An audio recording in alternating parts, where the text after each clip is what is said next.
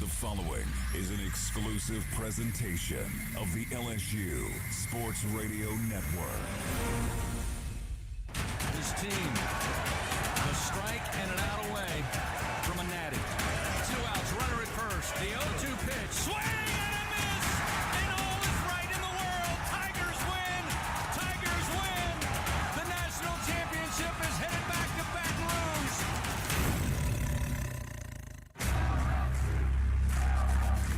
The powerhouse of college baseball is on the air. Play ball. This is LSU Fighting Tiger Baseball from the LSU Sports Radio Network. Hit in the air, down the line and left. Stay fair ball, and it is 3-run blast. Hey now. LSU Fighting Tiger Baseball from the LSU Sports Radio Network. Brought to you by the 7 partners that represent Team LSU. Cox, the official communications provider of LSU Athletics. McDonald's, official sponsor of the LSU Tigers. Our Lady of the Lake, official healthcare provider of LSU Athletics. Albertsons, the official grocery partner of LSU Athletics. Hancock Whitney, the official bank of the LSU Tigers. People's Health, the official health plan of LSU Athletics. And by Coca-Cola, official beverage partner of the LSU Tigers. A 1-2 pitch to Pearson, in the air, high and deep to right field. This baby's gone! The LSU Fighting Tigers, the powerhouse of college baseball on the LSU Sports Radio Network.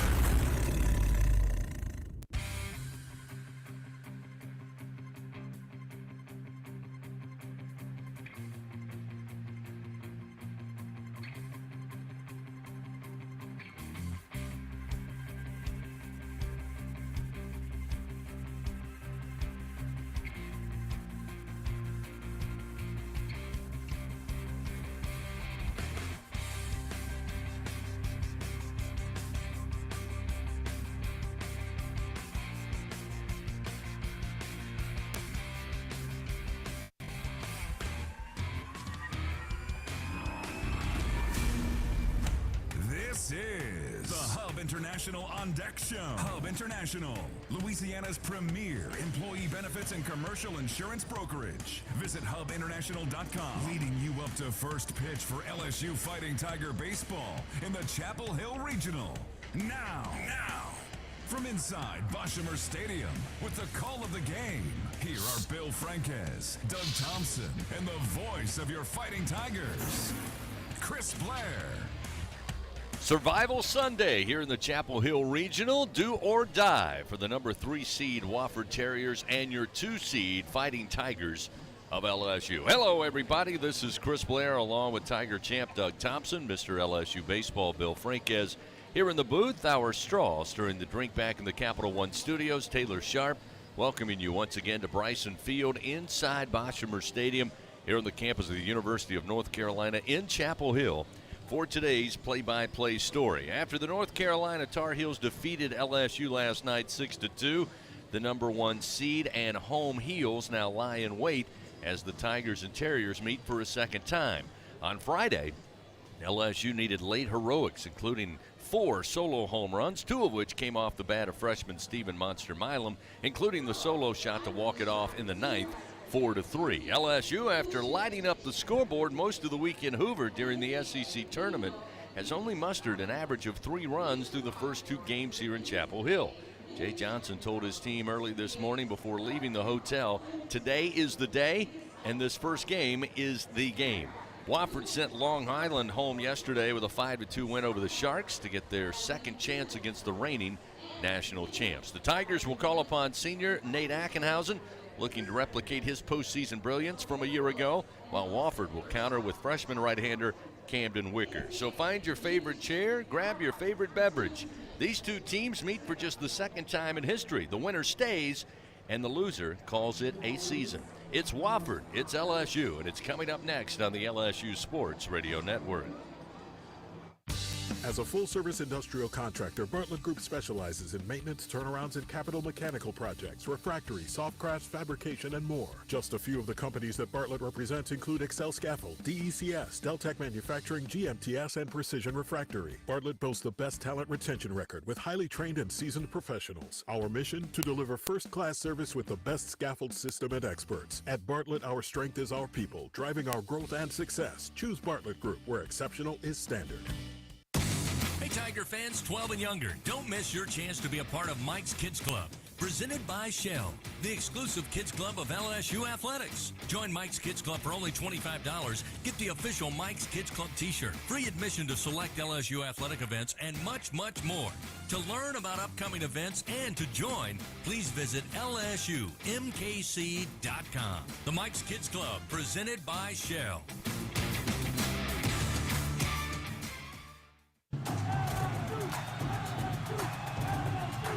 Elevate your game day spirit with Sugarfield Spirits, the official vodka of LSU Athletics. When crafting the perfect mixed drink, our vodka is the winning choice that'll have your taste buds cheering for more. Sugarfield Spirits, where the spirit of the Tigers meets exceptional locally made vodka. See our winning lineup at sugarfieldspirits.com or visit us at our tasting room in Gonzales.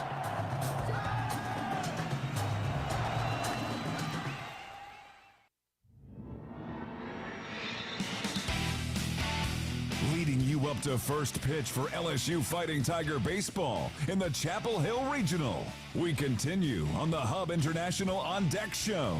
It's time to talk with Tigers, presented by your Southern Quality Ford dealers. Once again, here is Bill Franquez on the LSU Sports Radio Network. Back here in Chapel Hill, LSU versus Wofford. Looking for an opportunity to move on to the regional championship round tonight. Joined now for Talking with Tigers by LSU assistant coach and recruiting coordinator Josh Jordan. And coach, yesterday North Carolina prevails in a very competitive ball game. Tigers had some opportunities, but North Carolina pitched very well. Luke Holman was dynamite for LSU as well, but North Carolina comes out on top. Tigers got some work to do, but I know you guys are very positive about this outlook, starting with today's game. Yeah, no question. I mean, last night, just a great college baseball game and a good college, baseball atmosphere. Our fans brought it. The place was loud. Their fans were loud. And honestly, it just came down to just a few plays. We had opportunities. They capitalized on a few of their opportunities, and just a good baseball game. And now, part of baseball, when you have a great baseball game, win or lose, you've got to move on. Yeah. It's the next thing. And the next thing today is that first pitch. We need Nate Ackenhouse to go out and give us a great start, which I think he's fully capable of doing. Did it last weekend down in Hoover. And again, he's prepared for this moment, and we need him to give us a good start, and we need to be opportunistic today offensively, which is where we came up a little bit short yesterday. What makes Nate Ackenhausen at his best? Like, for instance, against Tennessee last week, what made him so effective? Well, I think the thing yesterday was he actually had a lot of pitches working.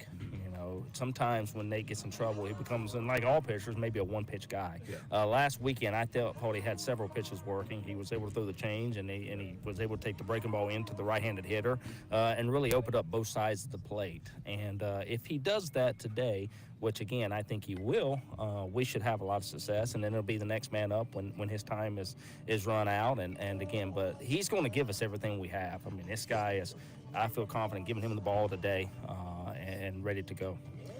And, Coach, of course, really this team since mid-April has been playing as if it's a playoff. Every game's a playoff game. This certainly is the case today.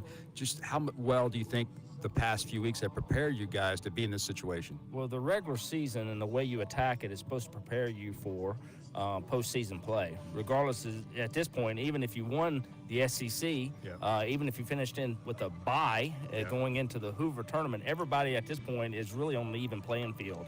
And our experiences been different than maybe some teams that are in great position. I use, our friends up in Fayetteville, for example.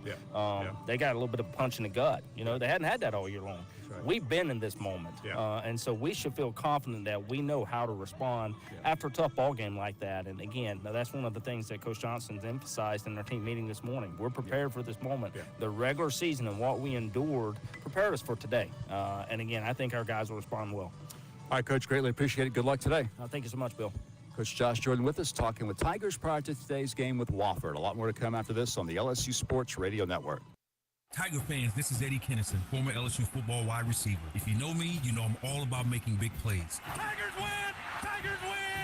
That's why I joined the team at LSU Sports Properties. Our goal here is to help businesses make big plays both on and off the field. If you want to give your brand that competitive edge and be a part of the biggest stage in college sports, give the corporate sponsorship team at LSU Athletics a call. Your brand, our fans. Utilize the power of LSU Athletics to promote your business and sponsor LSU Athletics today. Call 225-578-2788. Go Tigers. When are 3 letters more than 3 letters? When they represent 14 storied universities, generations of tradition and unbridled passion, stadiums and arenas swelled with diehard fans, more than 260 national titles, thousands of All-Americans, and hundreds of Olympians. And the one conference where every catch, shot, swing, and stride just means more.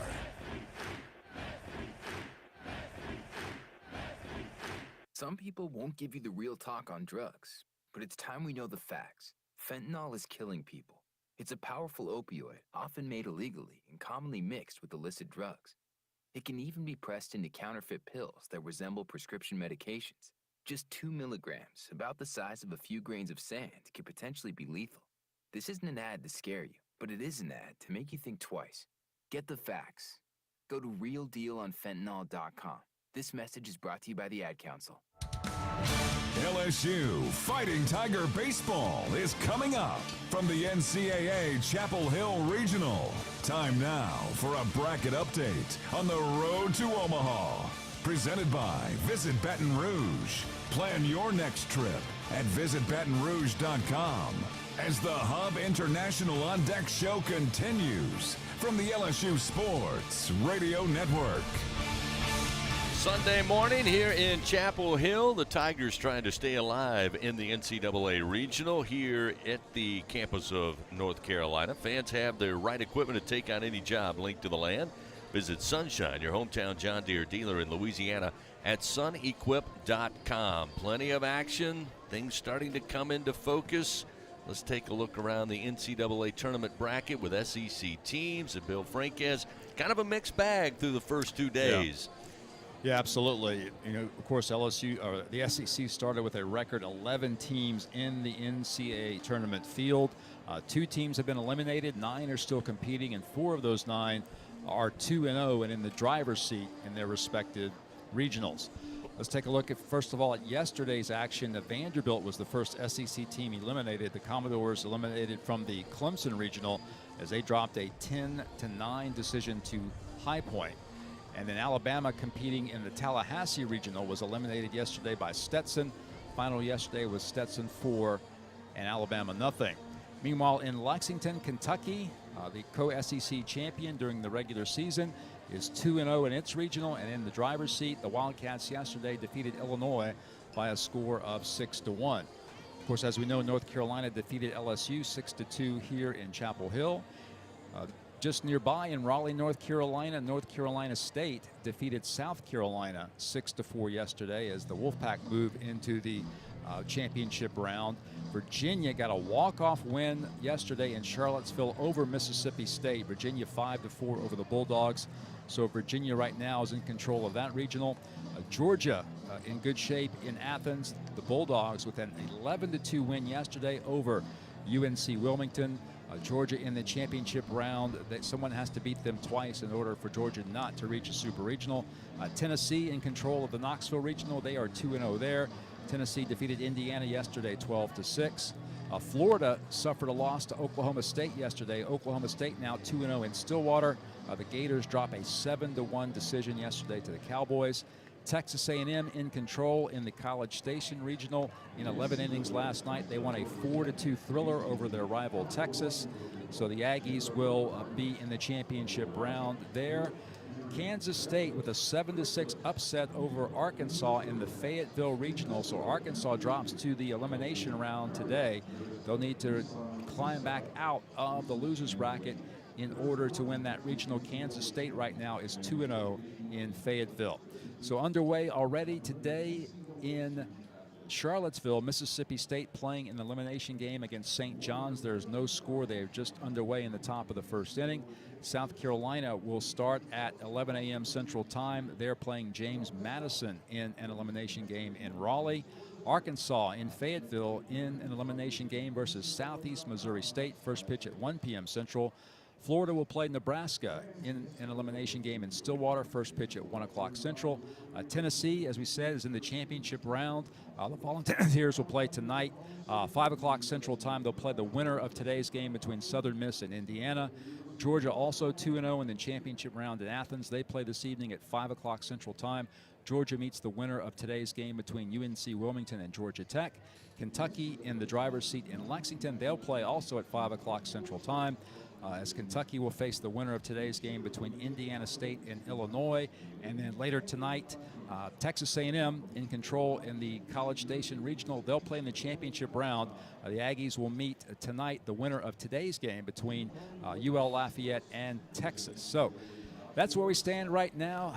9 SEC teams still fighting to advance to Super Regionals, so we look forward to another big day here in the tournament, Chris. Thank you, Bill. Fans, all LSU Sports Radio Network broadcasts stream for free on the LSU Sports mobile app presented by BASF. So to listen live on your phone, just simply download the LSU Sports mobile app for free in the iTunes Store or Google Play. It's the LSU Sports mobile app presented by BASF. We create chemistry. We'll continue on the Hub International On Deck show.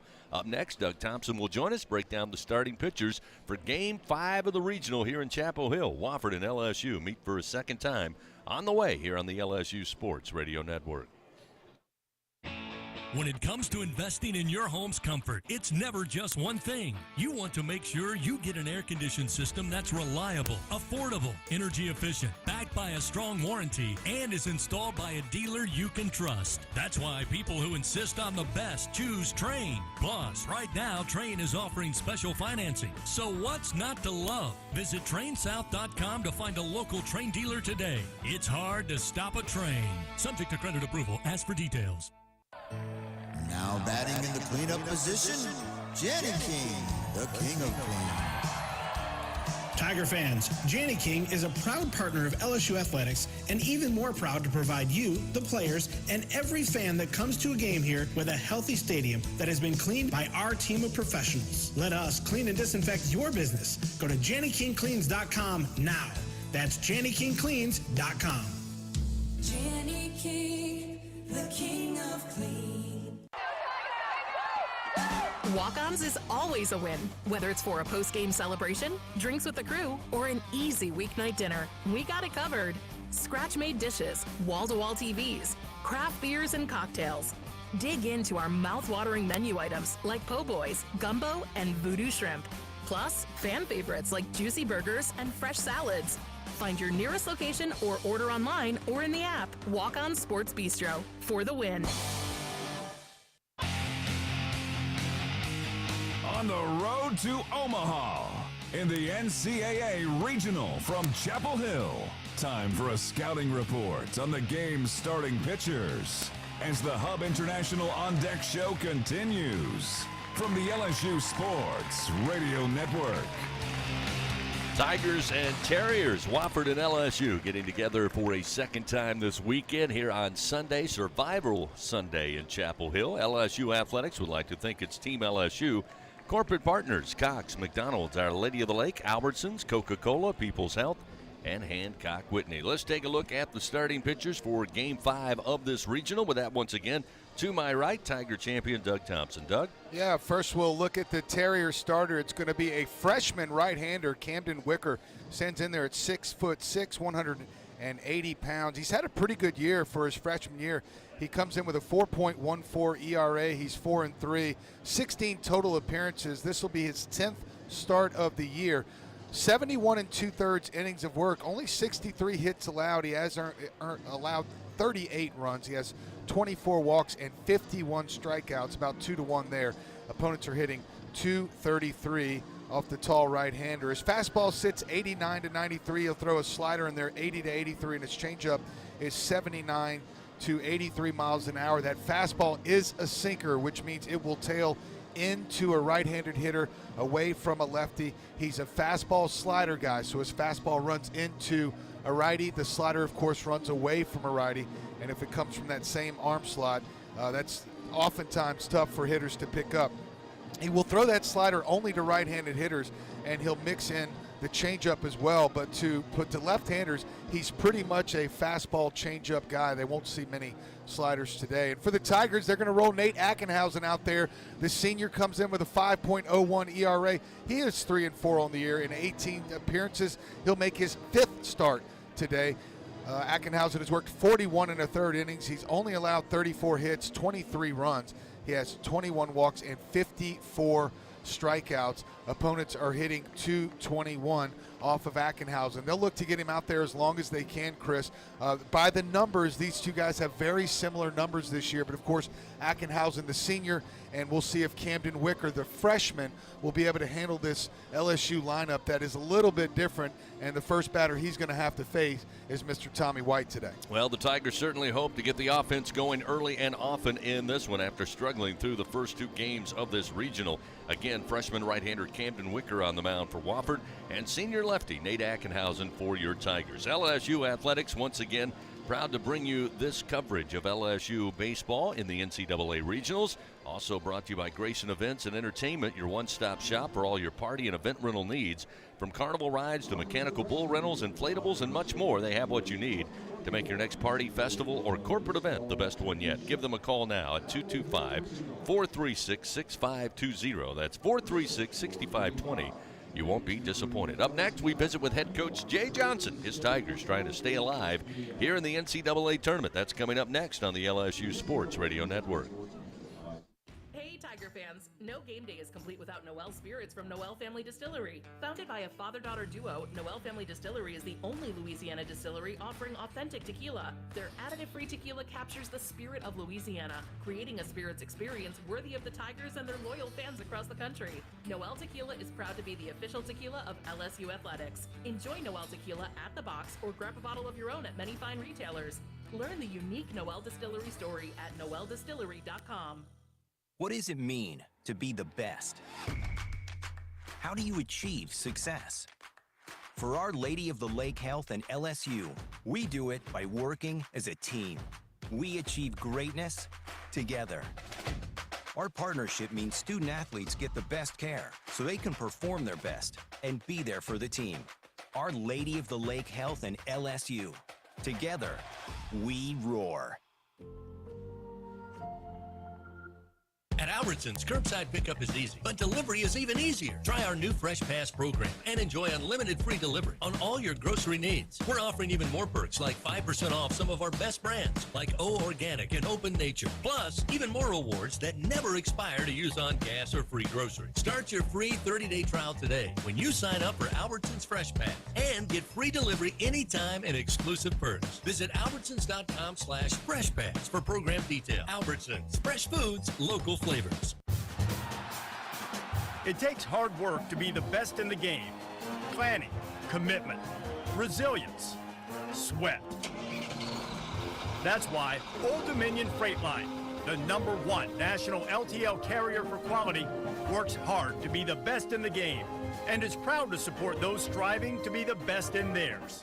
Old Dominion Freight Line, official freight carrier of LSU Athletics, helping the world keep promises.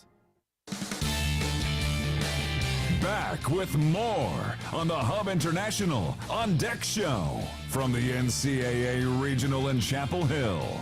Time now to visit with the top Tiger. Standing by with LSU head coach Jay Johnson. Here again is Chris Blair on the LSU Sports Radio Network. Coach, come into Survival Sunday, nothing that your team's not accustomed to this season, as you've said for many, many weeks. Going back to last night's game, seemed to come down to a couple of opportunities for both teams. North Carolina able to make the most of it. Yeah, you win these when your best players play great, and Honeycutt obviously had a great game last night. I thought Luke did a great job his first 2 at-bats, striking him out. That's why we went for the strikeout in that situation, and he made a mistake over the plate and he hit it. And Pence did a nice job for them out of the bullpen. no problem with the competitive effort of our team. It's two good teams going at it in a high leverage game, and they got the big hit. Certainly want to try to get a chance at them once again, but it starts here against the Wofford Terriers, who you face for a second time. In that first meeting, their numbers didn't lie. They're an aggressive bunch, confident bunch at the plate. Yeah, no doubt. Really impressive deal over there, and we're going to have to play well to win in this game. Let's talk about the pitching plan. I know after the game last night, you said, hey, look, if you had to be in this situation, we still feel good about who we have ready. Yeah, I do. We're going to go with Ackenhausen. He's pitched in this exact game before last year in Omaha. He pitched great last Sunday. Get as much as we can. I anticipate it being within 5 runs. We're going to go to Herring after that, and then we're going to need somebody else to finish it. And then, you take the next 2 as they come. But I do feel good about how I think we can do it. This is the game. This is the key game, in my opinion. Let's talk about offensively real quick, Coach. Any different message, anything you want to see differently from the first 2 games? Yeah, I mean, we were on a pretty good roll there for a while, and then we've scuffled a little bit here. And, part of it is credit to the pitching that we've seen. They've done a good job executing. It doesn't feel like we've gotten a whole lot of pitches to hit, to be honest with you.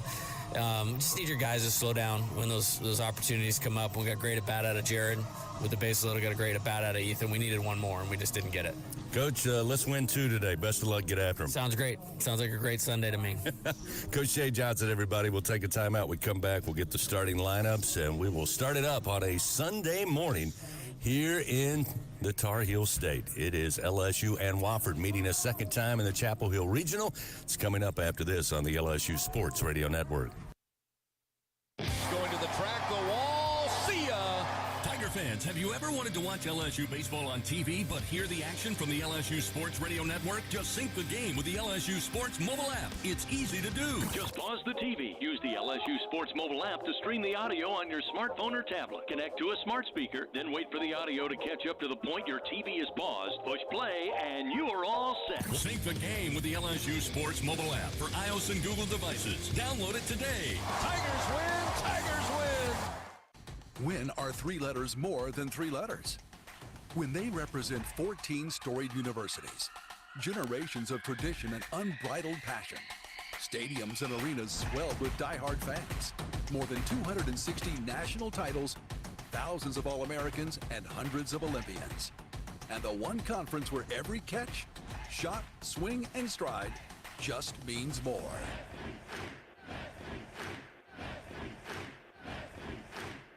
LSU Tiger fans are gearing up with real Tigers apparel and merchandise from the official online store at lsushop.net. Get jerseys, sideline gear, polos, t-shirts, hats, official team merchandise from Nike, accessories, and much more. Over 3,600 products, all shipped right to your door. Head to the place real Tiger fans go for the selection only real Tiger fans get at lsushop.net.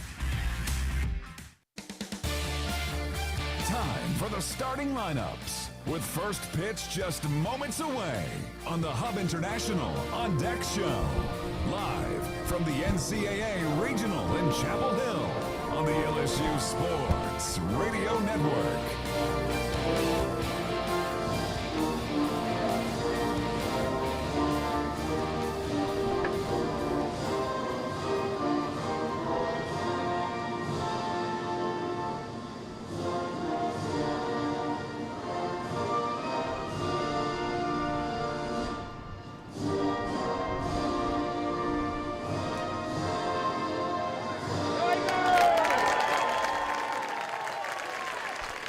Playing of the national anthem prior to first pitch today in the first game here on Sunday in Chapel Hill as Wofford and LSU battle for a second time.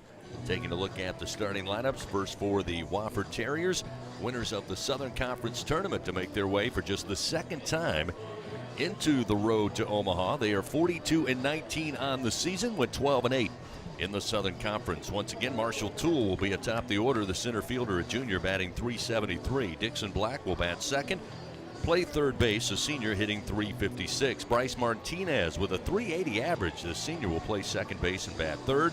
Daniel Jackson, the cleanup hitter, will be a freshman. He is a freshman, bats .360. David Wiley in right field will bat fifth. Tyler Hare, the first baseman, will bat sixth. Lucas Manning will be in the 7 hole. He's the DH for the Terriers, a sophomore hitting .352. Andrew Manley will be batting 8th in left field, the sophomore hitting .294. And Jack Renwick at the bottom of the order, the shortstop, a senior hitting .338. Now for your Tigers of LSU, 41-22 their overall record, went 13-17 in the regular season in SEC play. Tommy White going to be atop the order today for the first time in some time. And third baseman, a junior, batting .333 on the year with 24 home runs and 69 runs batted in. Stephen Milam will bat second, moving up in the order. He'll play second base, the freshman hitting .327. Jared Jones will bat third and play first base. Josh Pearson once again will be the cleanup hitter. He'll start in left field, the junior hitting .234. Michael Braswell moving down in the order. He'll bat fifth, the shortstop, a junior with a .305 average. Ashton Larson in right field will bat sixth. Hayden Travinsky, the DH, down in the 7 hole. Jake Brown will move up a spot. The center fielder, a true freshman, will bat 8th, and Alex Milazzo back in the 9th spot, the senior hitting .270. That's a look at the lineups. That means first pitch coming up. Survival Sunday here in Chapel Hill. Wofford and LSU coming your way after this on the LSU Sports Radio Network. Find more at L'Auberge Baton Rouge. More excitement, more gaming, more staycation action. Football fans get more too with our 22-foot video wall. Don't miss out on the area's best Asian food at Red Lotus or fine dining at its best at 18 Steak. Let our exceptional staff take care of your every need. Add more to your story in the heart of South Baton Rouge, only at L'Auberge. Must be 21 to enter. Gambling problem? Call 1-877-770-STOP. In the morning when the roaches are running, you got the Bengal roach spray.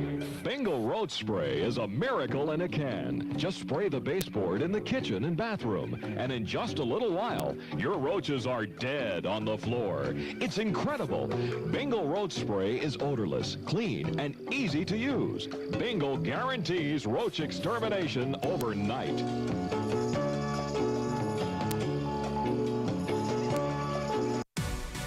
To make your next corporate event, church festival, or school field day the best one yet? Well, look no further than Grayson's Events and Entertainment. They have it all, from carnival rides to mechanical bulls, inflatables, and much more. They truly are your one-stop shop for all your party and event rental needs. Give them a call at 225-436-6520 and use promo code Radio25 on your next order at Grayson'sEventsEntertainment.com. Louisiana's best event specialist. You won't be disappointed.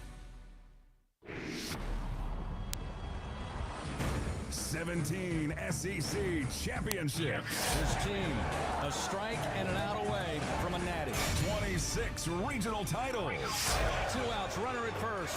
19 trips to Omaha in the College World Series. The 0-2 pitch. 7 national championships. Swing and a miss! And all is right in the world. Tigers win! Tigers win! The national championship is headed back to Baton Rouge. Powerhouse. This is LSU Fighting Tiger Baseball.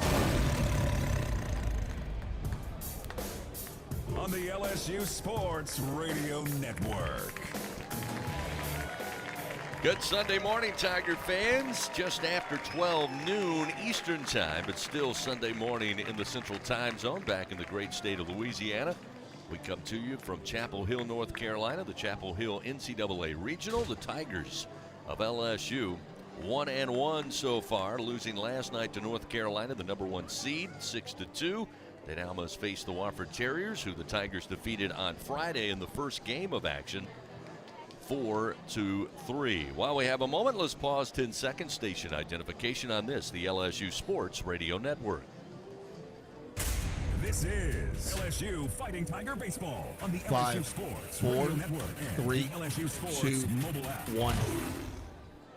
Along with our producer, Taylor Sharp, back in the Capital One studios, along with Tiger champ Doug Thompson, Mr. LSU Baseball, Bill Franquez, I'm Chris Blair. We get ready for this second matchup between the Terriers and Tigers. Again, LSU needed some heroics late in the game on Friday, trailing to Wofford.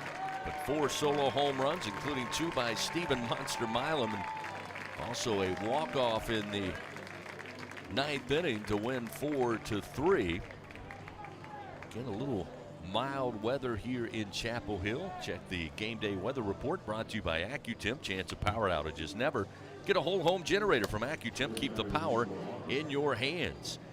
Overcast skies, mostly cloudy at the moment, 75 degrees here in Chapel Hill. They do tell us about a 40% chance of light rain coming up over the next 10 to 20 minutes, but not expected to be very wet here in Chapel Hill. Should be a nice day for the fans to take in out of the cover of the sun. Of course, it's been great weather so far since arriving here in Chapel Hill on Wednesday afternoon.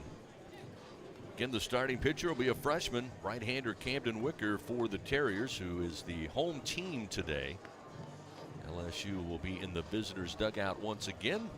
Change the lineup. Tommy White, Milam, and Jones will start it off for LSU here in the top of the first inning. And gentlemen, I mentioned Jay Johnson, who told us before the game, this is the game, this is the day. He really felt like this was the linchpin, albeit still work to do if they can get by Wofford for a second time. But he felt like after maybe struggling offensively through the first two games, they needed to bring their A game today, to say the least, to stay alive. Well, I think you're right. And LSU, though, they're in a elimination situation. If you have to be in the situation, the pitching is in as good a shape as it could be to manage what you hope will be 3 baseball games, including 2 today. But Tigers just have to take it pitch by pitch, inning by inning, to get to where they want to be. And I would say, like, it has to be. I mean, today has to be the day, the game. And as you said, Bill, the only way to do that is pitch by pitch and win every inning. And you could see some adjustments made today offensively. They took BP on the field before the game for the first time, and we've got some lineup changes, of course. Tommy White to lead it off in the first pitch. At the letters, a called strike off speed from Wicker, and it's 0-1. The 0-1 pitch to Tommy, swing and a miss on a breaking ball that drops down, and it's 0-2 quickly to Tommy. Tommy 0 for 4 against the Terriers on Friday. Went 2 for 5 last night in the loss to North Carolina. The 0-2, a swing and a miss, and Wicker with 3 off-speed pitches puts down Tommy White to start the game. 1 gone, top of the first inning. Yeah, no fastballs there. Changeup, slider, changeup. Had Tommy White way out front on the slider, and the first changeup he just took for a strike. That'll bring Stephen Milam to the plate. Milam again has been on a tear here in the postseason. Milam 2 for 4 on Friday, including 2 home runs, leading off both the 7th and 9th inning. Will bat from the left side, and the first delivery missing low from Wicker, and it's 1-0. Wicker's been really tough on right-handed hitters. They're hitting only .201 against him. Lefty's hitting .287. They'll have the shift on with Milam batting from the left side. This pitch again low and inside. That'll make it 2-0 now for the freshman out of Las Cruces, New Mexico. They move Renwick, the shortstop, just right of second base. Bryce Martinez, the second baseman, playing in short right field. There's a strike at the knees to Milam, and it's 2-1. Yeah, the scouting report says up to 93, but I watched his warm-up pitches. There's a first fastball. 88 is the hardest fastball I've seen yet. 2-1. Milam launches one to right field. David Wiley goes to the track now, comes in a couple of steps, plenty of room. He'll make the play for out number 2. Yeah, he just missed that one. There's, again, no wind here today. There's actually a little bit of a breeze in our face here in the press box, but the flags aren't showing much wind.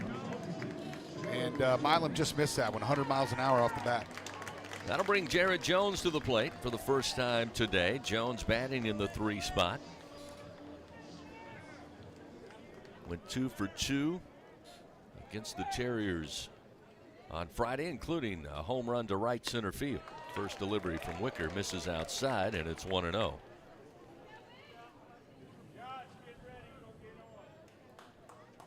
Move the infield once again. Shifted to the left side now with Martinez left of second base. Jones will swing on an off-speed pitch, foul it back, and it's 1-1. Saw that on Friday, guys. Wofford pretty much, regardless of who it is, right-hander they shift to the left, left-hander they shift to the right. Don't expect much different here today. We'll see. 1 ball, 1 strike to Jones. The pitch, swing and a miss. Fastball gets by him. It's 1-2. Yeah, their timing's off right now. He's going back. He's pitching backwards, which means he's starting off with off speed. That 88-mile-an-hour fastball is right down the middle.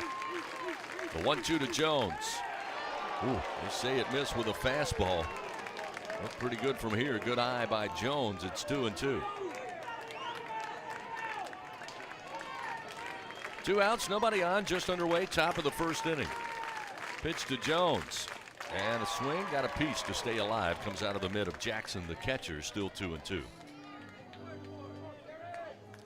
Jared doesn't look real comfortable up there. He's had a couple conversations already with the home plate umpire, Danny Jimenez, trying to figure out kind of what the borders are going to be of this strike zone. Another 2-2 pitch from Wicker. And a swing and a miss. Jones down on strike. So Camden Wicker, the freshman right-hander, fans 2 batters, elicits a fly ball out to right, and the Tigers go in order here in the top of the first. Played a half inning, no score. Wofford to the plate when we continue on the LSU Sports Radio Network. The passion, the tradition, the rivalries. Sirius XM is your destination for all things college sports, and we've got you covered. On SEC Radio, there is complete coverage of every school in the conference, including live games, plus 24/7 talk and analysis. So cheer along on the Sirius XM app and listen to your favorite team anywhere. And now you can get 3 months of Sirius XM free. Subscribe now. See offer details at SiriusXM.com/SEC Sports. When are 3 letters more than 3 letters?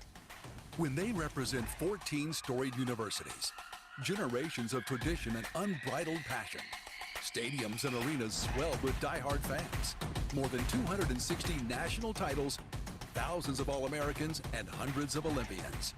And the one conference where every catch, shot, swing, and stride just means more.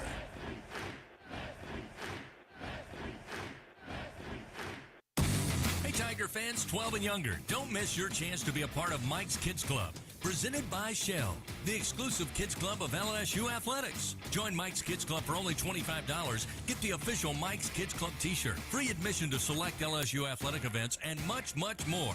To learn about upcoming events and to join, please visit LSUMKC.com. The Mike's Kids Club, presented by Shell.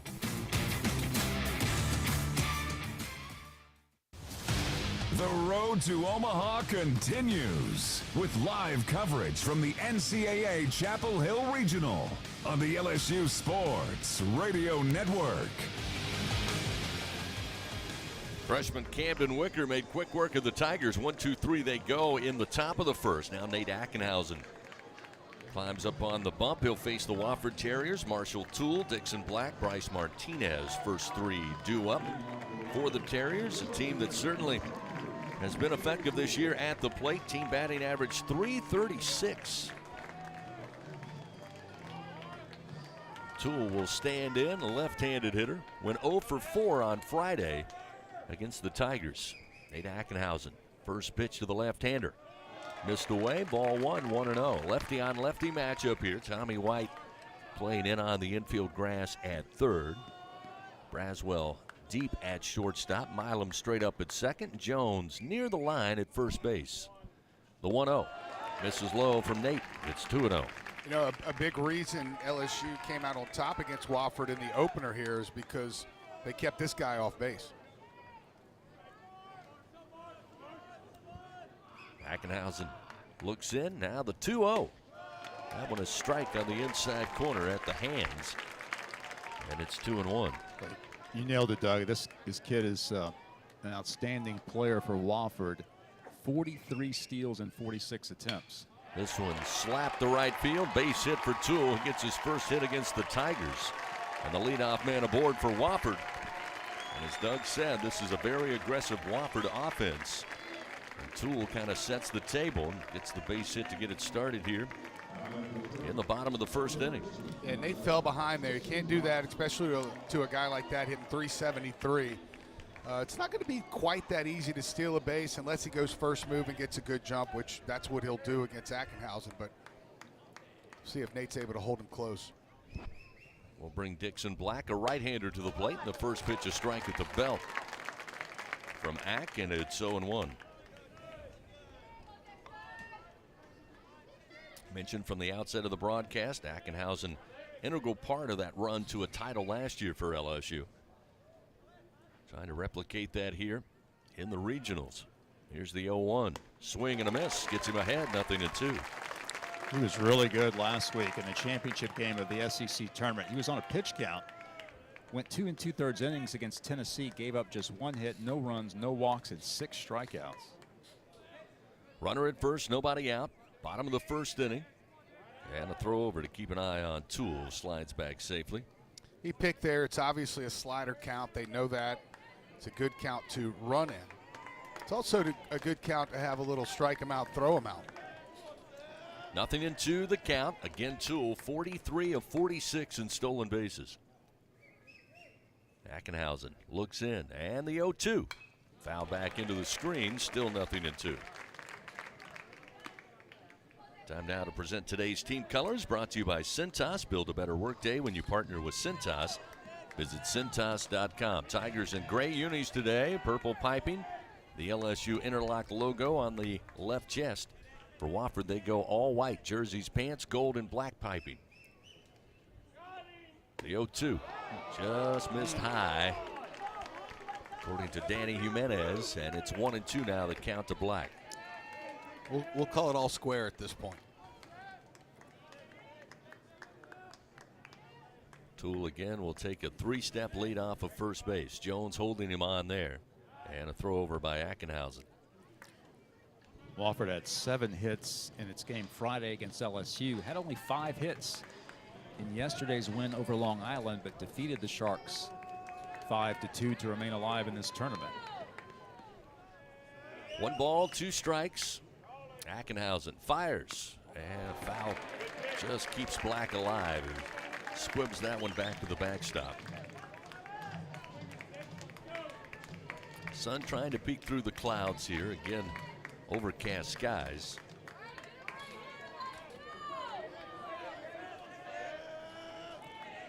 One ball, 2 strikes, runner at first, nobody out. Ackenhausen looks over to first, and again we'll throw over. Again, Toole slides back head first. Yeah, they're surprised to have avoided the rain all weekend. Someone was telling me downstairs, but I mean, I don't know that it's near close to 80 degrees right now. 1 ball, 2 strikes. And the pitch. Driven down the line, but foul and left. Out of play. Still 1-2 off the bat of Black.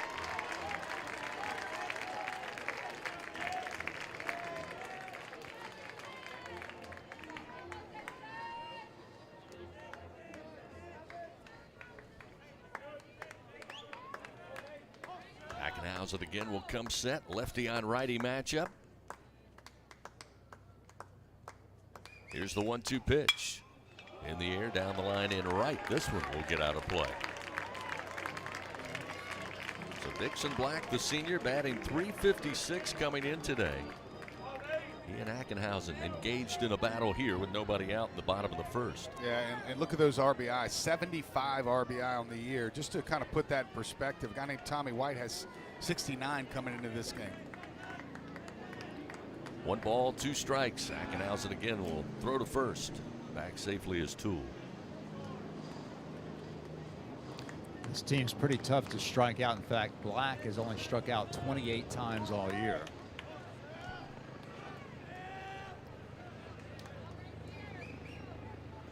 Here's a swing and a miss. Down on strikes goes Black. Doesn't happen often, but Ackenhausen gets it there for his first punch out of the day. And there's one gone now in the bottom of the first inning. See how Billy worked the reverse. Doing what I can. Jedi mind trick right there, Billy. That's just veteran right there. Nobody can do that except for you. So now with 1 down, we'll see Bryce Martinez, another senior, batting an impressive .380 on the year. Runner goes, trying to bunt it, and it's a pop bunt onto the infield grass. Martinez able to get to first easily without a throw. Milam was headed to second base on the runner going, and then he popped it up right of the mound, but no chance for Ackenhausen. It landed right at the very end of the grass.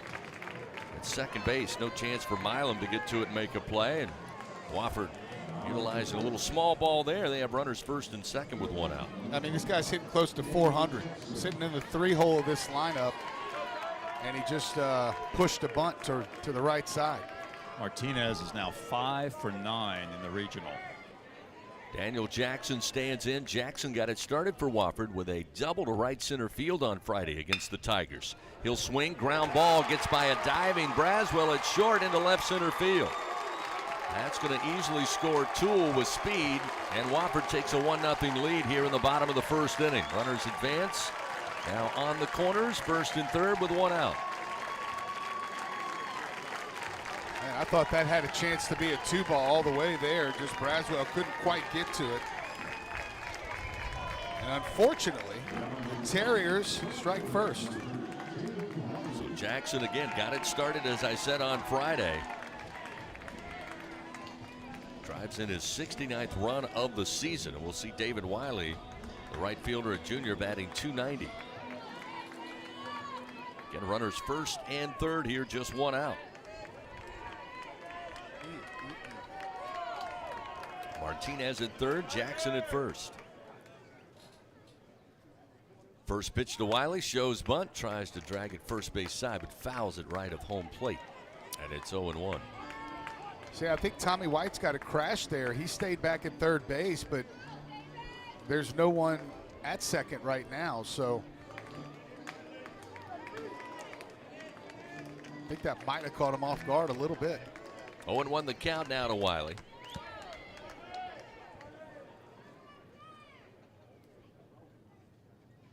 Ackenhausen fires to the plate, again pushes it down the first base line with a bunt. Jones trying to throw it out of the glove home. Throw was high, sliding in safely head first is Martinez, and Wofford now using the bunt. Death by paper cut here in the bottom of the first inning. They now lead 2-0. That was the play. That was the play from Omaha that won the College World Series, in my opinion, last year, from Trey Morgan to Milazzo. Just a hair late getting there, or it would have been identical. Milazzo just a little bit late getting down the tag, and Jones was forced to flip it out of his glove. But Jay Johnson, probably wisely, trying to go out there and maybe talk about how to stop the bleed here, as the Tigers have already allowed the inevitable 2 with one out. Runners first and second now for Wofford. Back-to-back bunts. Again, rather 2 bunts laid down. A single in the middle. All started with a base hit from the leadoff man, Marshall Toole, getting his first hit against the Tigers. This is the way Wofford operates. Again, we mentioned it on Friday, Bill. Very similar to the offense of the Kentucky Wildcats. Any means necessary. Once they get runners on, they become very dangerous with a multiple set of tools. You're right. Very diverse offense. 336 overall average, 75 home runs, 128 doubles. But they also run 147 stolen bases this year in 166 attempts. Also 54 sacrifice bunts, and the bunt has served them well in this inning. And they'll do it here with one out for sure. Tommy White's going to have to stay put. They'll force Ackenhausen to try to get that lead out at third. Tyler Hare, the first baseman, will swing and foul off the first pitch out of play left side to make it 0-1. It's a lefty-lefty matchup. And, of course, lefties not quite that easy to field that bunt pushed down the third base side. Tyler Hare 0 for 3 on Friday against the Tigers. Will swing again, foul this one back, and falls behind 0-2. Scoreboard only has 3 hits. I've got 4 hits in my scorebook. What about you, Bill? I think Wiley would be ruled a fielder's choice. So yeah, 3 hits would be correct. Yeah. Runners first and second with one down. Here's the 0-2 pitch, and it missed away. Tyler Hare not willing to chase, and it's 1-2. Wiley gets kind of ripped off there because the bunt was so good. I think it probably would have been a hit too, you know. No, I agree. 1-2 delivery, again fouled back into the screen. Still 1 ball, 2 strikes now to Tyler Hare. Wofford leading 2-0. Again, they took the early lead on Friday, 2-0 in the second inning.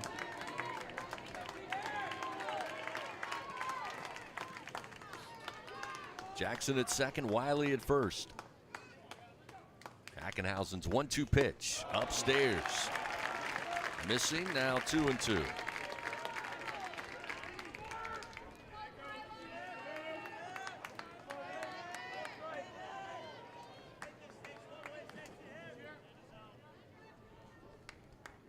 Here's the 2-2 pitch to the plate. Called strike 3. Inside corner on the hands. Hare did not like it, but Ackenhausen will get his second strikeout. 2 gone now in the bottom of the first.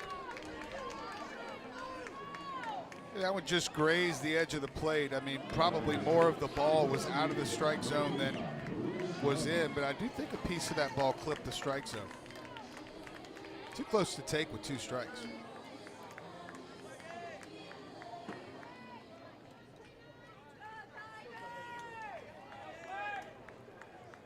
So now we'll see the designated hitter, Lucas Manning. First pitch missed, ball 1. Getting runners first and second, already 2 runs in for Wofford here in the bottom of the first inning. 1-0. Miss low, now 2 balls, no strikes to Manning. Manning batting .352 as the DH. 1 for 4 with a run scored on Friday in that 4-3 loss to LSU. He's 1 for 7 overall in the tournament. He has scored twice. Here's the 2-0 pitch. That one is strike with a breaking ball, makes it 2-1. That one on the inside corner at the knees. Yeah, Manelli, the left-hander on deck, they'll pitch him like the base is open at first base. They'll be aggressive with that slider. 2-1 pitch. And it misses low. Now 3-1 the count to Manning. 2-0 slider, 2-1 slider.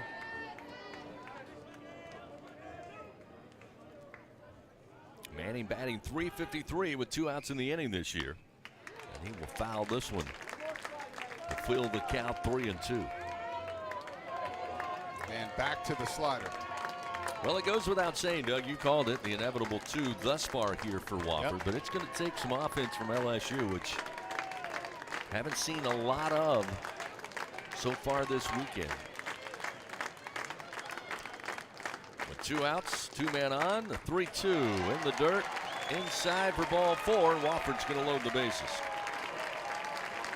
Yeah, they went back to the slider. I think a fastball would have worked there because I think at that point the hitter was thinking they were committed to the slider. I think that was 5 straight, but they went back to it. They finally bounced one after throwing 2 or 3 good ones in a row, and here comes Jay Johnson, and that's going to do it for Ackenhausen. So the Tigers going to make a pitching change, powered by your hometown John Deere dealer in Sunshine. So Ackenhausen unable to get out of the first inning. Coming out of the bullpen for LSU will be Griffin Herring here on Sunday. 2-0 Wofford leads. 2 outs, bases loaded. Coming to the plate is Manley, the left fielder, when we continue on the LSU Sports Radio Network. Looking for a champion on the field? Look no further than Sunshine, your hometown John Deere dealer in Louisiana. With our help, you can always come out on top. Take advantage of our home run offers on tractor packages, including the unbeatable 0% financing. To learn more and get financed, visit us at sunequip.com. Choose Sunshine and choose victory. What does it mean to be the best? How do you achieve success? For Our Lady of the Lake Health and LSU, we do it by working as a team. We achieve greatness together. Our partnership means student athletes get the best care so they can perform their best and be there for the team. Our Lady of the Lake Health and LSU. Together, we roar. Hey, Tiger fans! No game day is complete without Noel Spirits from Noel Family Distillery. Founded by a father-daughter duo, Noel Family Distillery is the only Louisiana distillery offering authentic tequila. Their additive-free tequila captures the spirit of Louisiana, creating a spirits experience worthy of the Tigers and their loyal fans across the country. Noel Tequila is proud to be the official tequila of LSU Athletics. Enjoy Noel Tequila at the box or grab a bottle of your own at many fine retailers. Learn the unique Noel Distillery story at noeldistillery.com. Around the state and around the world, LSU Fighting Tiger Baseball in the NCAA Chapel Hill Regional on the LSU Sports Radio Network.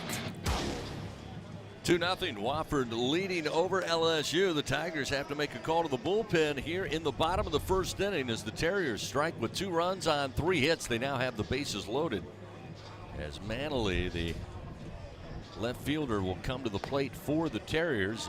We talked about it, Doug. LSU in pretty good shape, all things considered, going into the losers bracket here in Chapel Hill with the pitching staff, but certainly not according to plan with Ackenhausen not making it out of the first inning. No, and likely burned for the rest of the day, and this was the call we were hoping not to make.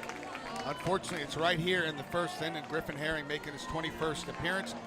He's worked 44 innings, allowed 34 hits, 9 runs, 13 walks, and 60 strikeouts. A precarious spot for him right now with the bases juiced. Andrew Manley, a left-hander.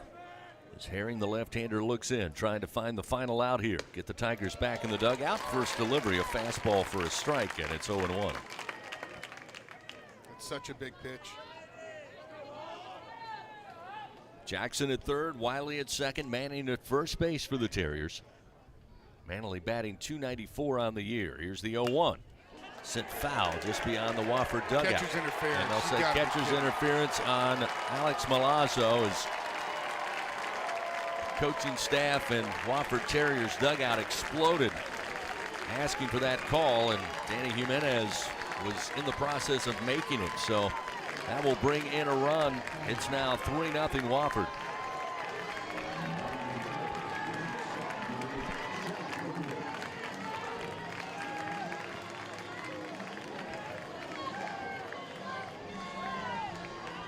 So the bases remain loaded. Tigers still desperately trying to find the third out. Now with Manley at first, Jack Renwick in the 9 spot, batting .338 for the Terriers. Pitch to the right-hander, drills a base hit into the corner in left. Playing over was Pearson. He'll have to come over and get it. That will score 2 more for the Terriers with a 2-run double off the bat of Renwick. His 18th double of the year, RBI 56 and 57. And it is now 5-0 Wofford. They are pouring it on here in the bottom of the first inning. And again, Wofford really hadn't had much offense to speak of in its first 2 games, Friday against LSU and Saturday against Long Island. But the Terriers are showing why they have such big offensive numbers here early this afternoon. Terriers going to bat around. Here comes Marshall Toole, who already had a single to lead it off and came in to score. He will show bunt. Couldn't make contact, and a strike from Herring makes it 0-1.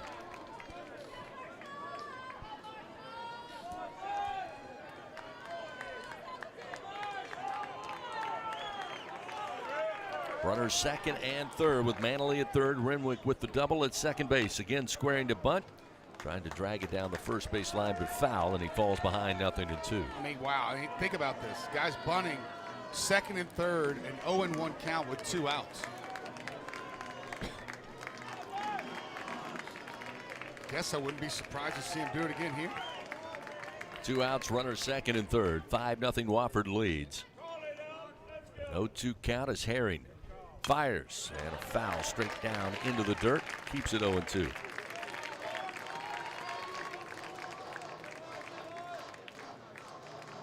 Shell-shocked isn't the word.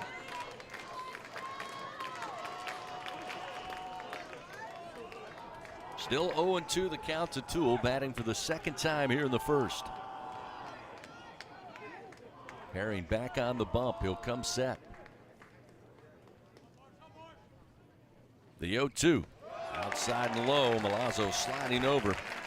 Able to knock it down. It's 1 ball, 2 strikes.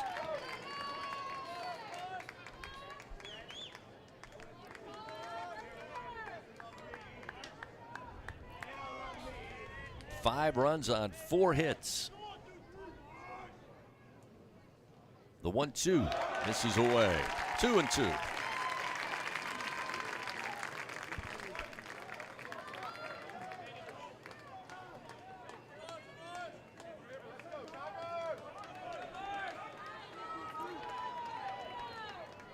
Two balls, 2 strikes. The pitch launched in the air. Left center field. Brown on the run.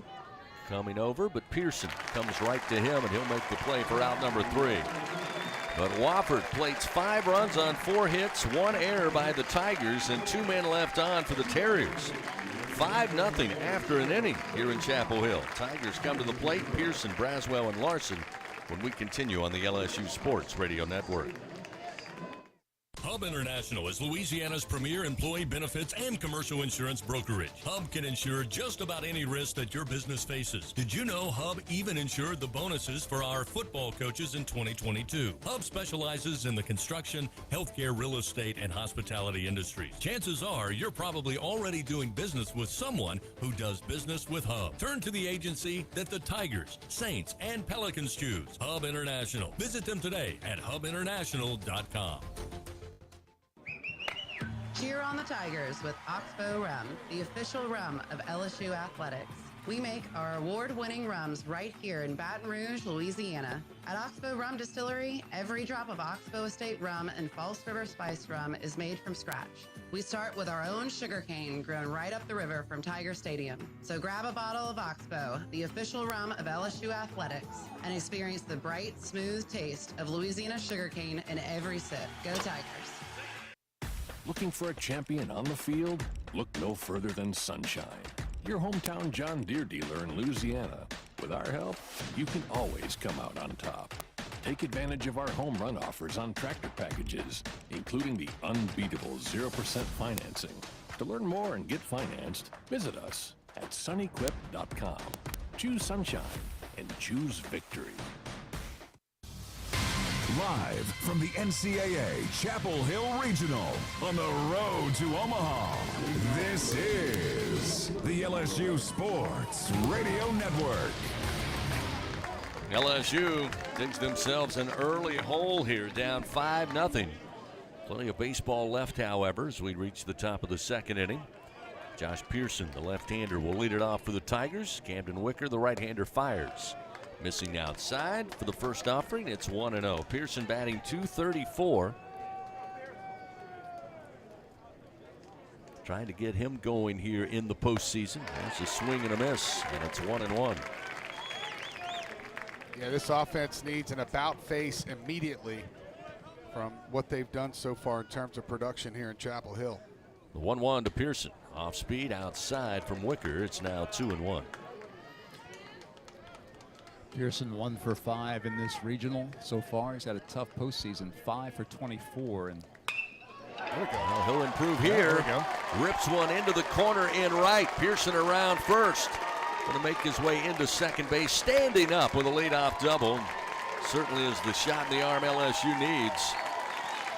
Leadoff double for Pearson. His 11th of the season, and now we'll see Michael Braswell in this 5 spot. Saying Pearson was just 5 for 24 going back to the beginning of the SEC tournament, but he responds here with a double, his 3rd double in LSU's postseason games. So now Braswell batting .305 on the year. Wicker, right-hander, will fire, and it misses away. The breaking ball, and it's 1-0. Yeah, Braswell's 3 for 9 here at Chapel Hill. Of course, he hit the solo home run. He scored 2 runs. 1-0 pitch. Strike on the inside corner will make it 1-1. 86-mile-an-hour fastball. 1 ball, 1 strike. Pitch to Braswell. A swing, but a foul down the left field line. A bouncer. It's 1-2. I would say the only good news at this point, other than a leadoff double by Pearson, is that there's a lot of baseball ahead of us.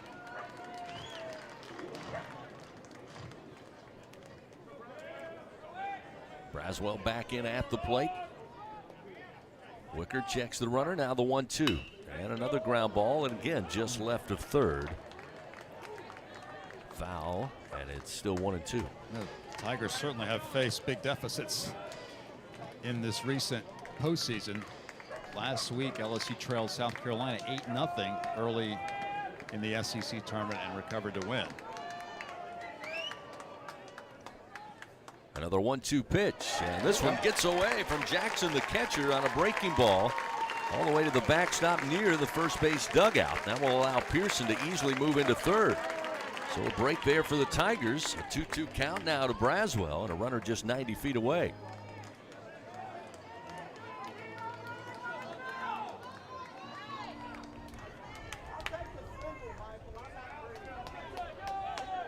They'll have the second baseman Martinez shifted over to left of third base. Infield now playing in, and Braswell will launch one deep to center field. Marshall Toole going back, has room, will make the play, but Pearson will easily tag up from third, coming to score. The Tigers are on the board to cut the Wofford lead 5-1. Sac fly RBI for Braswell, his 35th of the season. Now we'll see Ashton Larson. Yeah, I feel like after the big 5-run first inning, like it was a must that you get at least a run here in the top of the second inning, or things could start to really unfold on you. Now we'll have Larson. Larson batting .299 on the season. Also has had his struggles in postseason play this year. First pitch misses low from Wicker, and it's 1-0. He has just 2 hits since the start of the SEC tournament, 2 for 21. He did single in this tournament. The 1-0 to Larson. Swings and fouls it back, evens it up. 1 ball, 1 strike. Again, Doug, you're right. The scouting report had lower 90s for Wicker, but we've seen pretty steady 87, 88. Here's the 1-1. And Larson opposite field. Little knock, going to drop in just on the infield grass and left. So Larson with his second hit here in the regional, and with 1 out, a runner aboard. Bill, keep it coming with the hadn't gotten a hit in a while. I'm doing it. I'm going to do it. It's working. So here, Travinsky. There you go. Here's another guy who's struggled offensively. He's hitting just .214 since the start of the SEC tournament. 6 for 28 for Travinsky. So he's due to make something happen. Thanks, Bill. So Hayden will stand in. Runner at first, just 1 out, 5-1, Wofford leads. Wicker fires. Hayden swings, but way out in front. Foul towards the third base dugout of the Terriers, 0-1. Travinsky looking for his first hit in this regional. He's 0 for 7. The 0-1 delivery. Stays away from a breaking ball. Oh, they say he went. No, they say he didn't go. Oh, yeah. They appeal to first. Evens the count 1-1. But it was close. It was very close. Larson takes a lead off first. The 1-1. He does chase this one. Swing and a miss. 1-2. That's way off the plate. I would imagine they'll go back to that one. Larson takes his lead once again. 1 down. Here's the 1-2 pitch, and away it misses. 2-2. Come on, Big Hayden.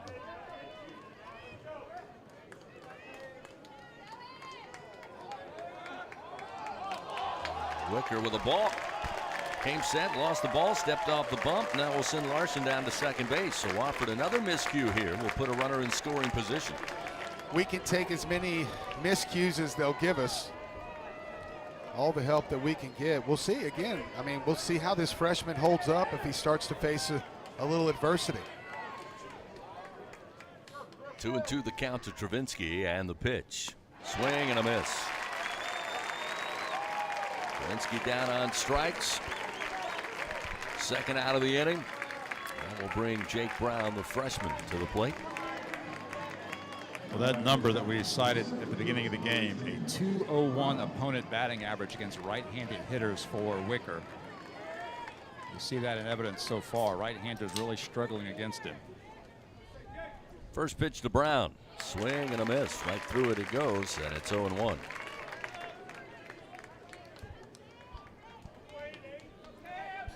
Brown batting for the first time today. He's got Larson at second base. Tigers trail 5-1. And another swing and a miss. And Wicker ahead 0-2 after 2 off-speed deliveries.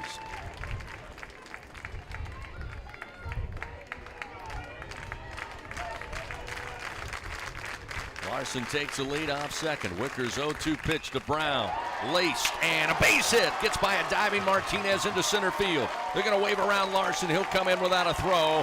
And it's now 5-2. Jake Brown with RBI number 11 on the season. Sent it right back from where it came.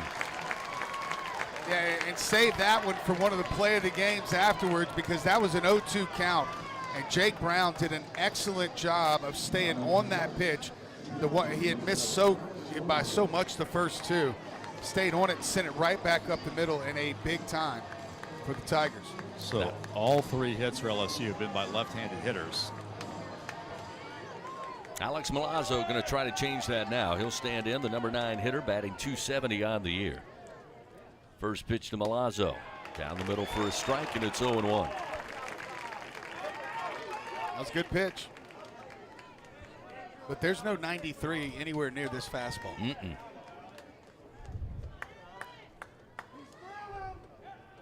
Turn and throw to first, and Brown slides back with the right hand. Brown 3 for 4 in stolen bases. Wicker again, the right-hander comes set. 0-1 count to Milazzo at the plate. And another quick turn and throw, and they had him leaning, and Brown is out at first base. Late reaction by the freshman, and a base running mistake gets Wofford off the hook here in the second inning. The Tigers do plate 2 runs on 3 hits. Cut the Terrier lead to 3, 5-2. We head to the bottom of the second here in Chapel Hill on the LSU Sports Radio Network. Going to the track, the wall, see ya!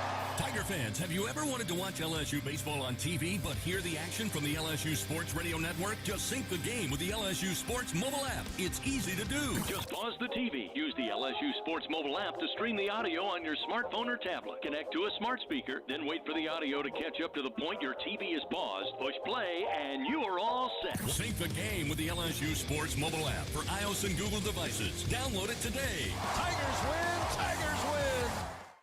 The SEC is more than the Southeastern Conference. It's the Saturday Electrifying Conference, the Sunday Elite Conference, the Stadium Erupting Conference, the Stunning Eyeballs Conference, the Superbly Entertaining Conference, the Storied Enduring Conference, and, more often than not, the See You Later Everyone Else Conference. This is the SEC, where it just means more.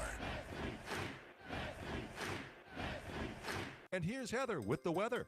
Well, it's beautiful out there, sunny and 75, almost a little chilly in the shade. Now, let's get a read on the inside of your car. It is hot. You've only been parked a short time and it's already 99 degrees in there. Let's not leave children in the back seat while running errands. It only takes a few minutes for their body temperatures to rise, and that could be fatal. Cars get hot, fast, and can be deadly. Never leave a child in a car. A message from NHTSA and the Ad Council. Around the state and around the world, LSU Fighting Tiger Baseball in the NCAA Chapel Hill Regional on the LSU Sports Radio Network. Tigers got down 5-0 after 1 inning. They able to throw a couple of punches, get on the board, cut the lead 5-2. Dixon Black will lead it off for the Terriers, batting for the second time today. And the first pitch from Griffin Herring, relief pitcher for the Tigers. A called strike, and it's 0-1. Black was a strikeout victim his first time up, as he'll swing and launch a foul ball right side.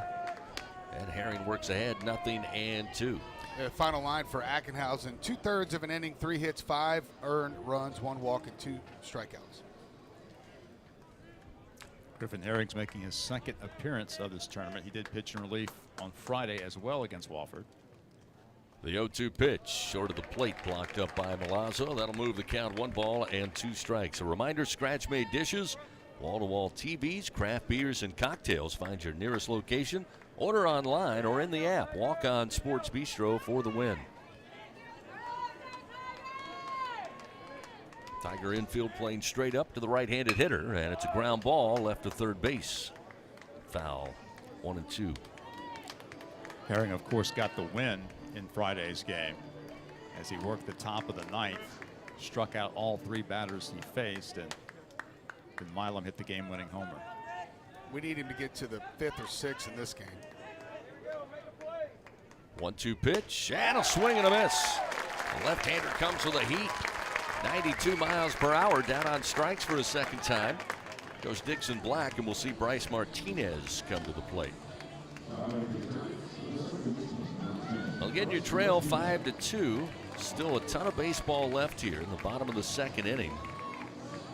Looking for a quick inning of work here for Herring and the Tiger defense. Martinez, a base hit and scored his first time up. Takes the pitch low and inside, and it's 1-0.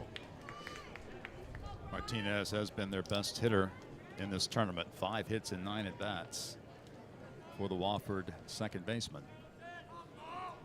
Herring's 1-0 pitch launched in the air to center field. Jake Brown, though, a couple of steps to his left, couple of steps in, puts up the glove, makes the play for out number 2. Yeah, that hit he got was the crazy bunt that was kind of a soft line drive out to second base. His first time up. What a great job here by Herring to get 2 down quickly. Most importantly here in the bottom of the second. Now Daniel Jackson, catcher, had an RBI single back in the first inning. He's been an issue for LSU in the first 2 games, to be sure. There's a swing and a miss. Herring works ahead, 0-1.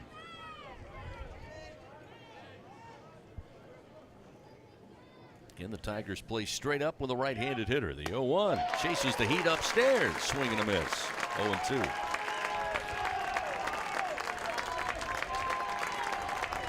Let's go get him right here, 3-5. Herring ready to go. He'll start the wind. The 0-2 pitch. High and outside. Ball 1. Another fastball from Herring.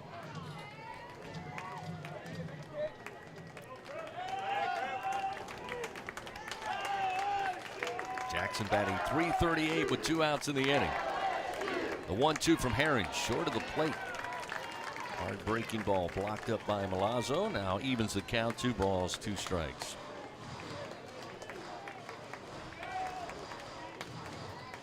LSU will have Milazzo, top of the order, White, and Milam 2 up when they reach the top of the 3rd inning. But first things first, 2 outs, nobody on. Here's the 2-2 pitch to the plate. Swing and a miss. Griffin Herring with his second punch out. Excellent job against the Terriers here in the bottom of the second inning. No runs, no hits. Nobody touches base. They go in order. We head now to the top of the 3rd. Do or die here on Survival Sunday. 5-2 Wofford leads. Tigers come to the plate after this on the LSU Sports Radio Network. It's good to be able to make a change, to never feel stuck. That's why at Cox, we're making a change too. Now Cox internet plans are flexible, so you can choose to just go with internet, add TV tomorrow, or home automation down the line. It's easier than ever to get just what you want and nothing you don't. Flexible plans from Cox. Change anytime. No commitments, no penalties. See for yourself at cox.com/internet. Additional services can be added at then current regular rates. All services subject to residential customer service agreement and acceptable use policy. Restrictions apply.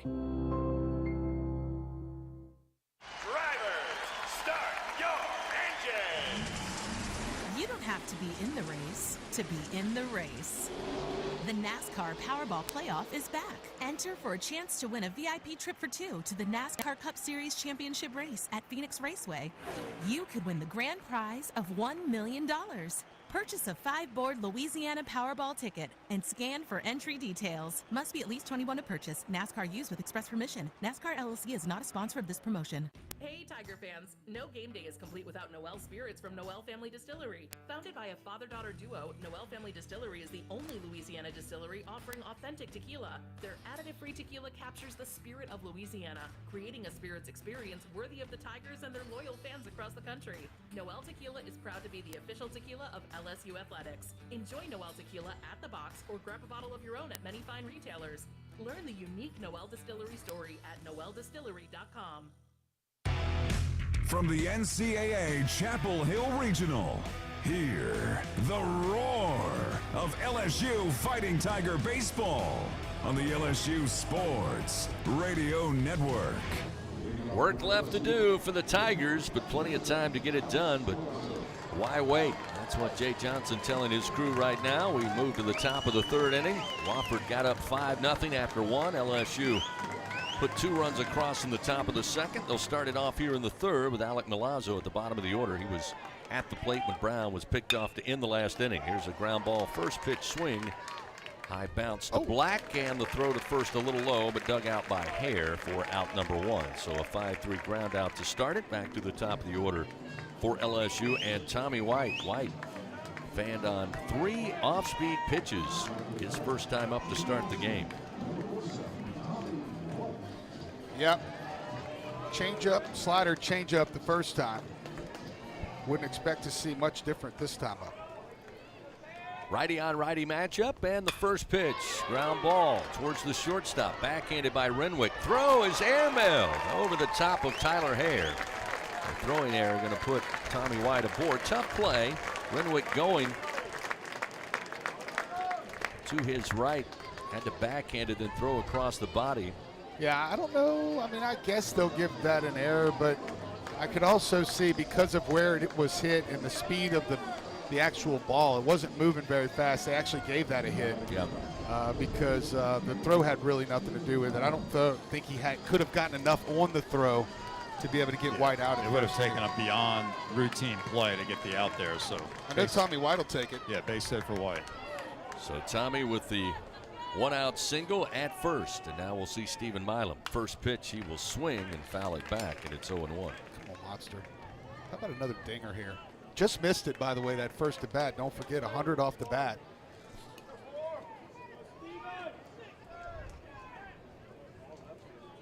Milam again batting from the left side with the right-handed throwing Camden Wicker. The 0-1 way outside forces Jackson to move to his left, and it's 1-1.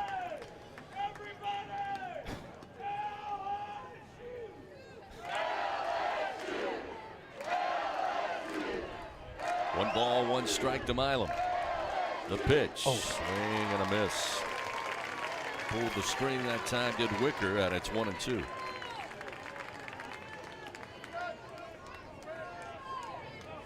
Infield shifted to the right side with Renwick playing right of second base, the Terriers shortstop. The 1-2 pitch to Milam, miss low. 2-2 now the count.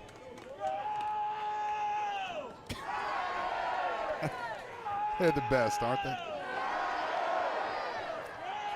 Certainly, Tigers the visiting team on the scoreboard, but home team as far as crowd concerned. Oh, yeah. 2-2 and another swing and a miss. Milam down on strikes. 2 gone here in the third. Now Jared Jones will come to the plate. He's 0 for 1. Yeah, this changeup is working right now. It's got him way out front. Changeup and the slider, actually. Jared Jones also struck out his first time at bat. We'll see if he can put the barrel on it here. Wind suddenly picked up, blowing out to left field now. It's a good sign.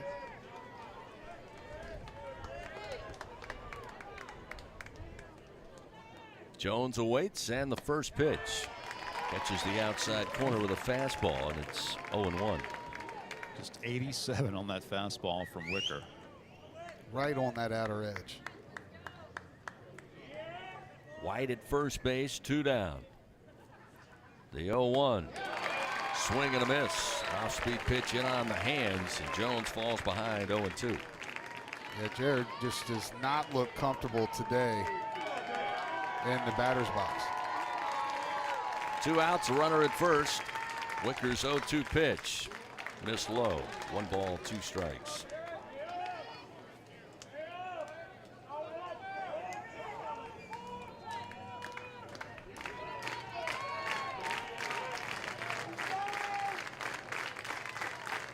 The 1-2 to Jones. Look out. Almost caught him high and inside. He spins out of the way, and it's now an even count, 2-2.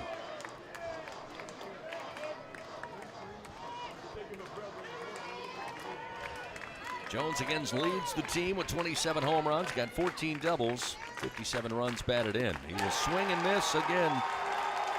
On an off-speed delivery, down on strikes goes Jones. Wicker records his 5th punch out of the day. And the Tigers come up empty-handed. No runs, 1 hit, 1 man left on. Still trail 5-2 to Wofford. Terriers coming to the plate when we continue on the LSU Sports Radio Network. I learned patience from my adoptive dad. All he had to say was, "Hey, you got this. Just breathe." Hey, we're pretty good. Yeah. Might have to start a band. I got it. Learn about adopting a teen from foster care. You can't imagine the reward. Visit adoptuskids.org to find out more. This message is brought to you by Adopt US Kids, the U.S. Department of Health and Human Services, and the Ad Council. When are 3 letters more than 3 letters? When they represent 14 storied universities, generations of tradition and unbridled passion, stadiums and arenas swelled with diehard fans, more than 260 national titles, thousands of All-Americans, and hundreds of Olympians. And the one conference where every catch, shot, swing, and stride just means more.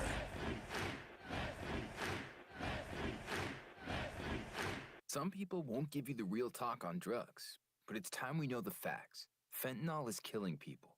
It's a powerful opioid, often made illegally and commonly mixed with illicit drugs. It can even be pressed into counterfeit pills that resemble prescription medications. Just 2 milligrams, about the size of a few grains of sand, could potentially be lethal. This isn't an ad to scare you, but it is an ad to make you think twice. Get the facts. Go to realdealonfentanyl.com. This message is brought to you by the Ad Council. Live coverage of LSU Fighting Tiger baseball in the NCAA Chapel Hill Regional continues on the LSU Sports Radio Network. Leading things off for the Terriers will be David Wiley. They'll have 5, 6, and 7 due up. Wiley, Hare, and Manning. Griffin Herring back out there, an inning and a third so far, giving up just 1 hit, has 2 strikeouts. Wiley laid down the sacrifice, aboard on a fielder's choice. Again, eventually came around to score in that first inning. As he checks his swing, they appeal down to first. Say he held back, and it's 1-0. And swing and a miss. Evens it up 1-1. Jared Jones just off the infield grass at first base with a right-hander. Again, Wofford will sacrifice bunt. They will lay down bunts for singles. The 1-1 swinging away, and this one lifted in the air out of play over the first base dugout. And it's 1 ball, 2 strikes. Herring works ahead.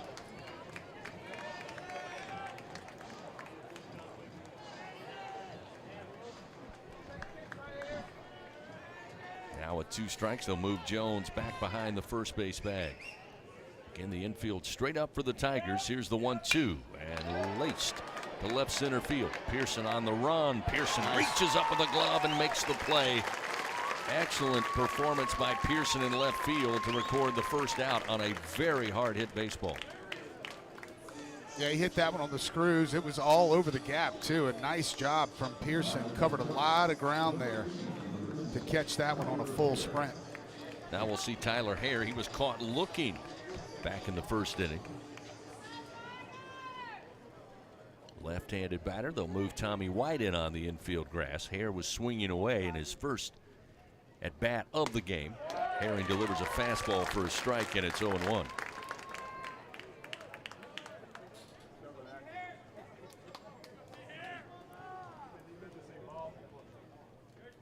The 0-1 ground ball towards second base. Milam scoop it up. Under control, throws to first, 2 down. Hare retired 4-3 ground out. Now we'll see Lucas Manning, the DH.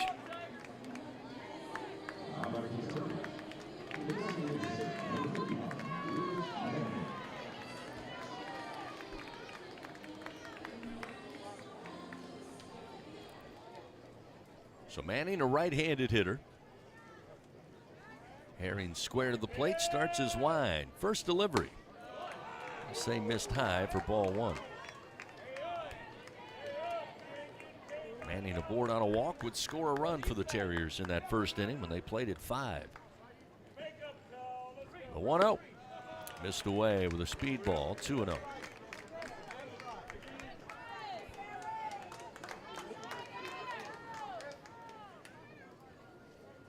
Manning again batting .352 for the Terriers on the year. .353 with 2 outs in the inning. 2-0. That one a strike at the letters. No offer from Manning, and it's 2-1.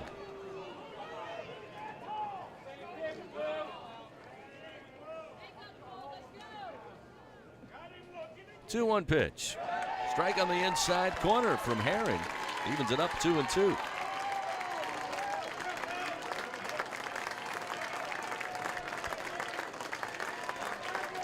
(5-2) Terriers lead. Bottom of the 3rd inning. 2 outs, nobody on. Herring looks in, starts the wind. The 2-2 pitch. Low and inside, fills the count 3-2.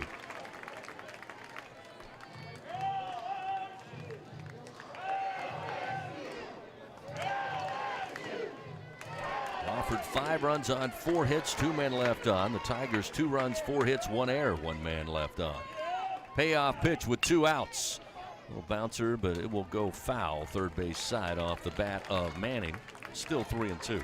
He, of course, for Griffin Herring, has to limit his pitch count as much as he possibly can.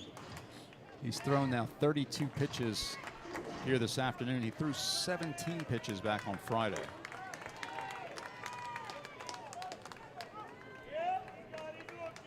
Another payoff pitch to come. Herring fires. Yep. Called strike 3 on the inside corner at the knees. Manning down on strikes. Herring with punch out number 3. And Wofford again, quiet inning here in the bottom of the 3rd. They go in order. No runs, no hits, nobody on base. Tigers come to the plate, top of the 4th. It'll be 4, 5, and 6 due up. Pearson, Braswell, and Larson. 5-2 Wofford leads here at Chapel Hill on the LSU Sports Radio Network. Hey Tiger fans, this is Josh Smith. Heat and humidity can really take their toll on athletic performance, especially here in Louisiana. Beat the heat with the Tiger Air Zephyr, a rechargeable clip-on cooling fan that uses our revolutionary air accelerator technology. Now you can stay cool whether you're playing, working, or watching the Tigers at the box. Make sure to get yours today at TigerAir.com. That's TigerAir, AIRE.com. That's TigerAir, AIRE.com. What does it mean to be the best?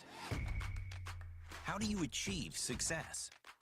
For Our Lady of the Lake Health and LSU, we do it by working as a team. We achieve greatness together.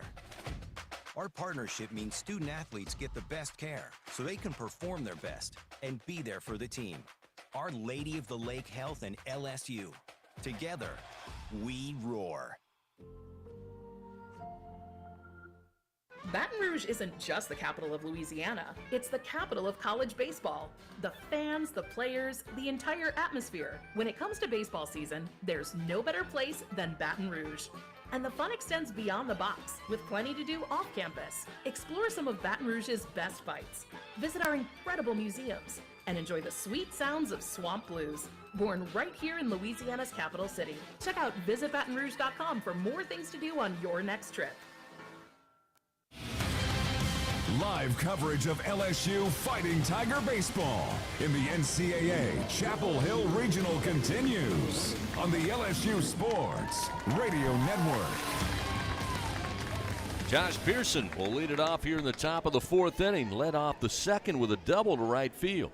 First pitch from Wicker off the plate outside for ball 1.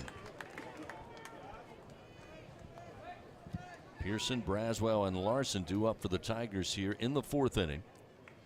The 1-0. Off speed, swinging out in front is Pearson. It's 1-1.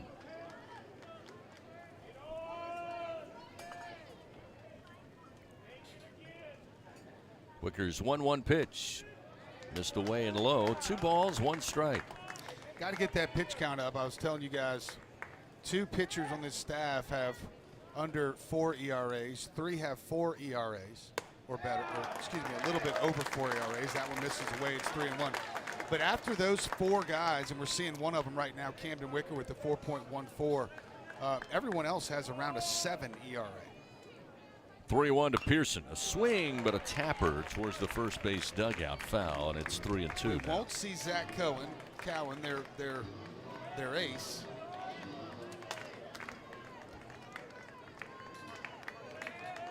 Branton Little takes one of their 4 ERAs away as well.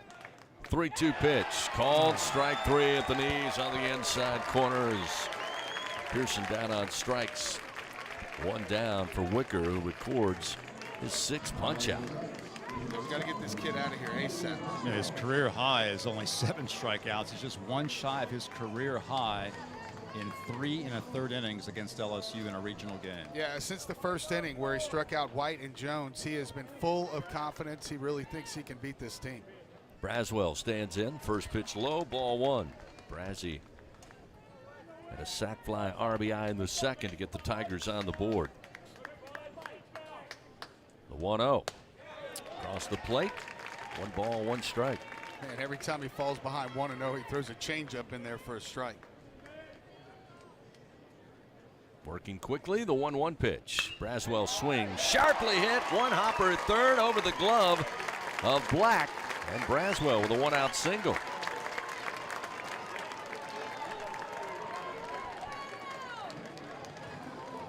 You know, you feel at some point somebody's going to have to hit a dinger to offset the 5 runs in the first. I don't know who it's going to be. Bill thinks it might be one of these lefties, and here's one of them right now. Larson, who had the soft liner, base hit to left field. Opposite field, his first time up, stands in. First pitch and a swing, foul tip held on to by the catcher Jackson, and it's 0-1. You know, Doug, to your point, in games that LSU did not homer, the Tigers were only 6 and 7 in games in which they do not homer. The 0-1, low and inside. 1 ball, 1 strike now to the freshman Larson. When LSU hits 1 homer in a game, the Tigers are 13 and 7 on the year. When they hit 2 or more homers in a game, they're 22 and 8 on the year. Yep, need a dinger. Runner at first. The 1-1 to Ashton. Misses low. Good take. It's now 2-1. The wind is shifted now a little bit. It's now blowing from right to left. Yeah, unfortunately knocking it down for the lefties. 2-1 pitch. Swing, but a foul straight into the top of the plate. And now 2-2 the count to Ashton Larson. Tigers with 5 hits today, out hit the Terriers thus far. Only 2 runs to show for it.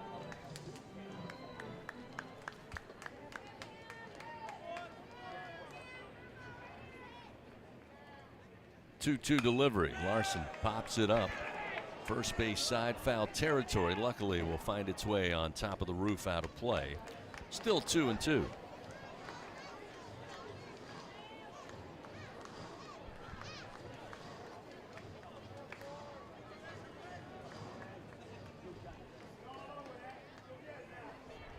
Braswell takes his lead off of first, 1 out, and the 2-2 to Larson. Another swing and a tapper foul again, first base side. So Larson and Wicker now will battle it out. Yeah, and he's up over 60 pitches now.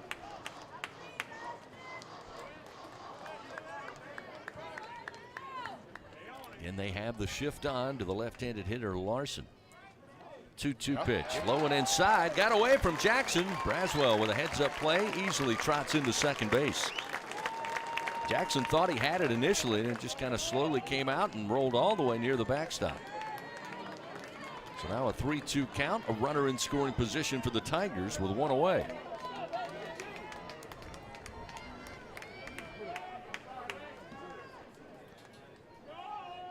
Payoff delivery. Swung on. Base hit into right field off the bat of Larson. They'll wave Braswell around. Wiley comes up. He'll hit the cutoff man. No throw home, and the Tigers cut the lead 5-3 with an RBI single from Ashton Larson, his 16th ribby of the year. Yeah, save that clip too. It's looking like Ashton Larson's going to be a candidate for the play of the game. Another 2-strike hit after battling in a 2-2 count. How many pitches did he see, Bill? Looks like 7 pitches to get through that at bat. Drives one in when the Tigers desperately need runs. His pitch count now is at 60. I don't think I believe that, though. It was 2-2. Let's see. We're going to check. Let's see. And he had at least 2 foul balls. It looks, according to the television broadcast, it's also at 60. So, well, they're all wrong. Yeah, no, I'm just kidding. It's either 60 or 61. But yeah, what an at bat for Ashton Larson. Awesome. Came into this game today with only 2 hits in postseason play. But he's got 2 in this game now.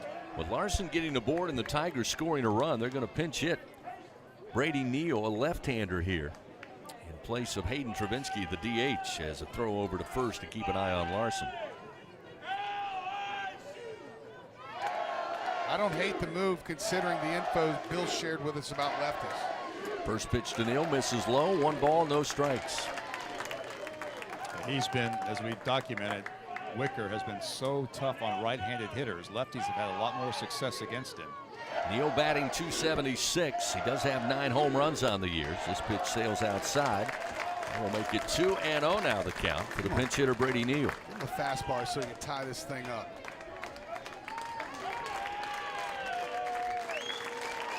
One out, runner at first. 5-3, Wofford leads. 2-0 delivery. Neal swings and pops it up center field. Marshall Toole coming in and gets under it for the second out of the inning. Larson will return to first base. So Neal, with the fly out to center field, will get Jake Brown to the plate. Tough to do that. Tough to pitch hit right there, but that was the pitch he was looking for. Almost right down the middle of the plate in a 2-0 count, and he just missed it. So now we'll see Jake Brown. He had the RBI single in the second inning, right up the middle to center field. First pitch swings, base hit into right. Brown 2 for 2. They're going to hold up Larson at second base. Runners now first and second with 2 outs.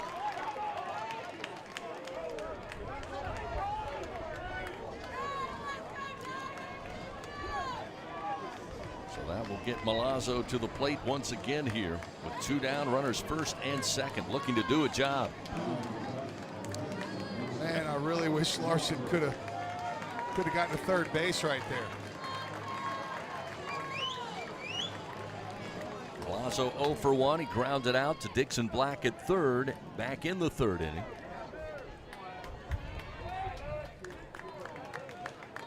Ashton at second. Jake Brown with the single at first base. Pitch to Milazzo. Outside corner called strike. 0-1.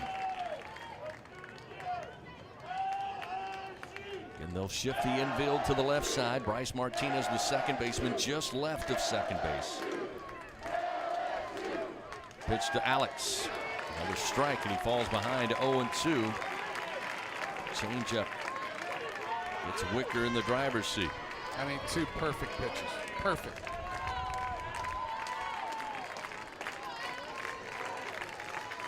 Two outs, runners first and second. The 0-2 to Alex. Swing and a foul. Third base side.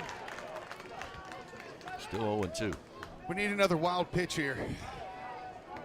Hopefully he spikes the slider. Trying to get Alex to chase. Alex does have 2 hits this weekend. Runners first and second, 2 down. Another 0-2 pitch from Wicker on the way. Alex swings, ground ball, 1 hopper fielded by Black at third. He'll throw to Martinez at second for out number 3. The Tigers, though, get another run on 3 hits. They leave 2 men on. It's a 5-3 Wofford lead. Terriers come to the plate when we continue on the LSU Sports Radio Network.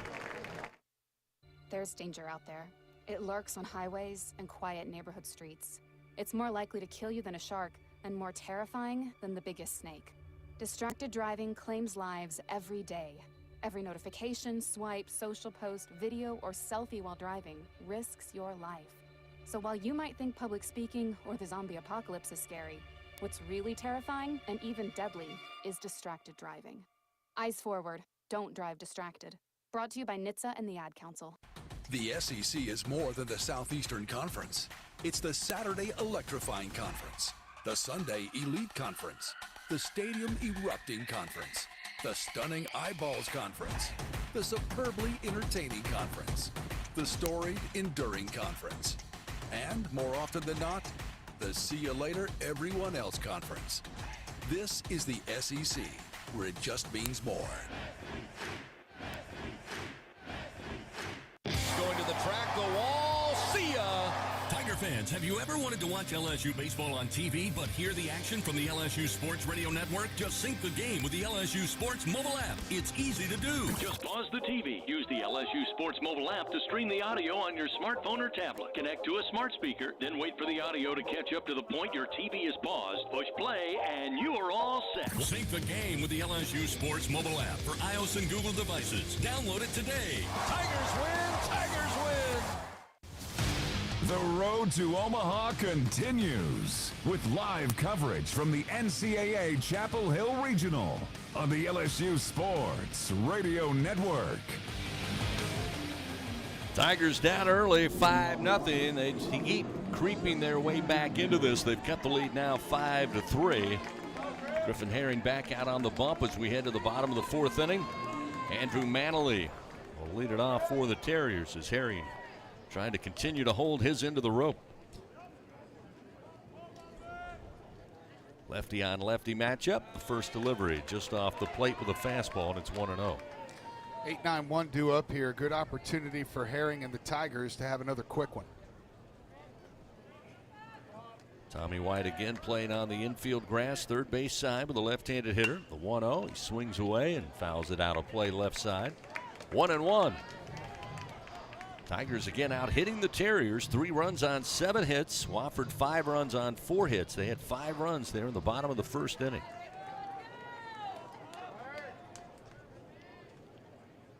The 1-1 pitch. Ground ball. Braswell going over. Gloves it. Has to make a tough throw, but throws up the line. It gets away from Jones. Milazzo backing him up will keep Manley at first base. Braswell ran a mile just to glove it. Manley scooting down the line, no real chance to make a play there. An infield single will have the leadoff man aboard for the Terriers. Griffin Herring had retired 7 in a row prior to that Manley infield single. Get right back on track here with another ground ball. Time going to be called. Like nobody knows the hitter, the base runner. There we go. J.J. Edwards, the coach, calling for an offensive timeout, going to bring over Renwick, who's due up, along with the base runner Manley, base coaches, and Marshall Toole, who's on deck. They'll gather around on the Argyle logo down the third base line here.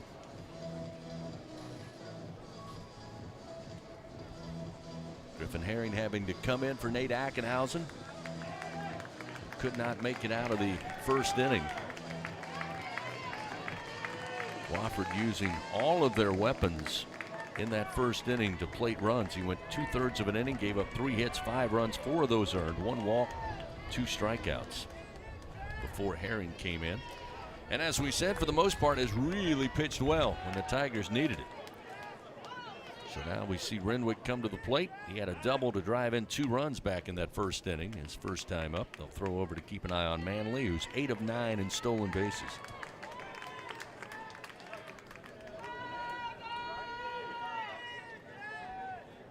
First pitch from Herring, showing bunt, third base side. They let it roll foul. 0-1, and Renwick will come back to the plate.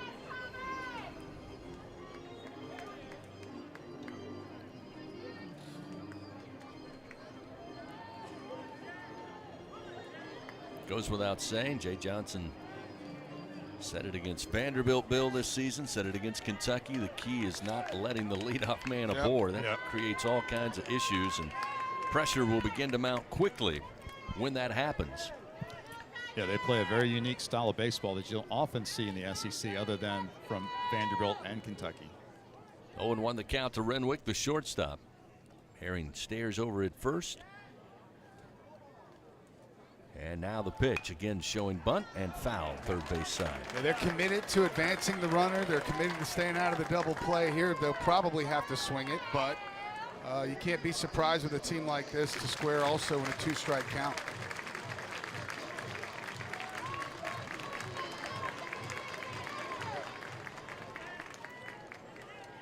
So back to the plate comes Renwick. Herring will step off the bump momentarily. Now the runner in Manley takes his lead, and the pitch. Lifted in the air, left center field. Pearson, though, and Brown. And Brown will get under it. The center fielder makes the play. First out of the inning. That will send Manley back to first base. Fans, LSU Athletics like to think it's Team LSU corporate partners. Cox, McDonald's, Our Lady of the Lake, Albertsons, Coca-Cola, People's Health, and Hancock Whitney. One away. To the top of the order we go. Marshall Toole. 1 for 2 today. Had a single back in the first inning. Came around to score the first run of the game for the Terriers. Had a fly ball out to left to Pearson last time when he came up to bat a second time in that first inning. Pitch to the left-hander. Lifted foul out of play. 0-1. Surprised to see him take a swing. Get you up to date on some of the other scores involving SEC teams and their regionals. Mississippi State trying to stay alive in Charlottesville. Bulldogs lead St. John's 6-0 in the bottom of the fourth inning. Again, Herring checks the runner at first. The left-hander takes his time. Pitch clock dwindling. He'll fire. Fastball missed inside. 1 ball, 1 strike. Top of the fifth in Raleigh. James Madison leads South Carolina 1-0. Arkansas will be playing Southeast Missouri State starting at 1 o'clock Central Time. 1-1 pitch. Ground ball, base hit by a diving Jared Jones at first.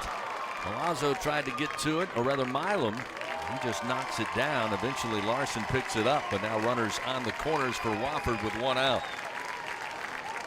Well, he got the ground ball, just able to sneak it through there. And Griffin Herring going to have to do his best to keep that runner at third base, which means a strikeout is badly needed right now. Nate Yeske, the pitching coach for LSU, will trot out to the mound here. Just 1 away in the bottom of the fourth. Griffin Herring and the Tigers trying to keep it a 2-run game. Wofford, though, applying the pressure with runners first and third. Yeah, going over the first and third scenarios, and probably pretty emphatic about, hey, we got to get this guy right now. We got to get the 2 outs with runners at first and third. Dixon Black due up.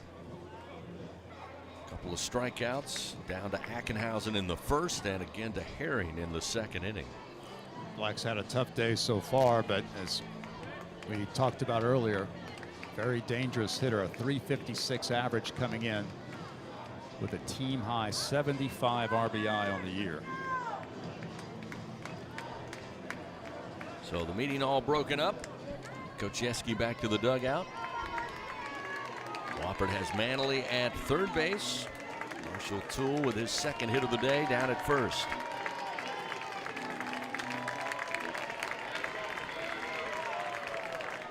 Black, a .353 average, .471 on the year with runners in scoring position. Herring's first pitch, upstairs, ball 1. Griffin's pitch count's now at 43 plus the 17 on Friday. Here's the 1-0 pitch. In the air, right center field. Larson, though, coming in, will make the grab. They'll tag the runner up in Manley. The throw will be cut off, and the RBI, sac fly RBI off the bat of Black will make it a 6-3 Wofford lead.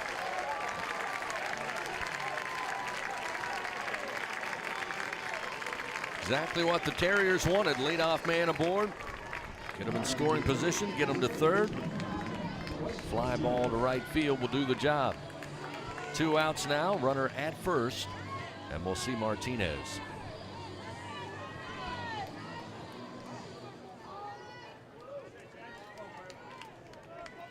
Six runs now on 6 hits for the Terriers. Now you still got to deal with Toole over at first base. There we go. They want to appeal to see if he tagged in time, and they throw over to third. J.R. Brown, the third base umpire, says yes. Yep, you've got Toole still at first base, one of the nation's leading base stealers. And a throw over by Herring. Toole slides back safely. 43 steals and 46 attempts for the Wofford center fielder. Martinez, the right-hander, 1 for 2 on the day, and another throw over to first.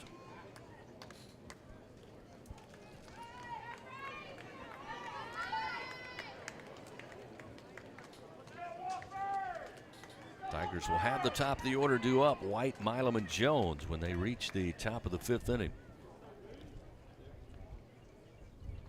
Herring's pitch to the plate. Just off the outside corner, missing ball 1 to Martinez. 381 average, batting .406 with 2 outs in the inning this year. .450 with runners aboard. The 1-0. That one is strike. Herring evens the count 1-1.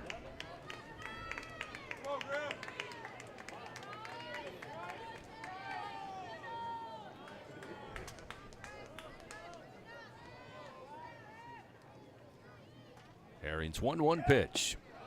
This low and away. Martinez had ideas but holds back. It's now 2-1.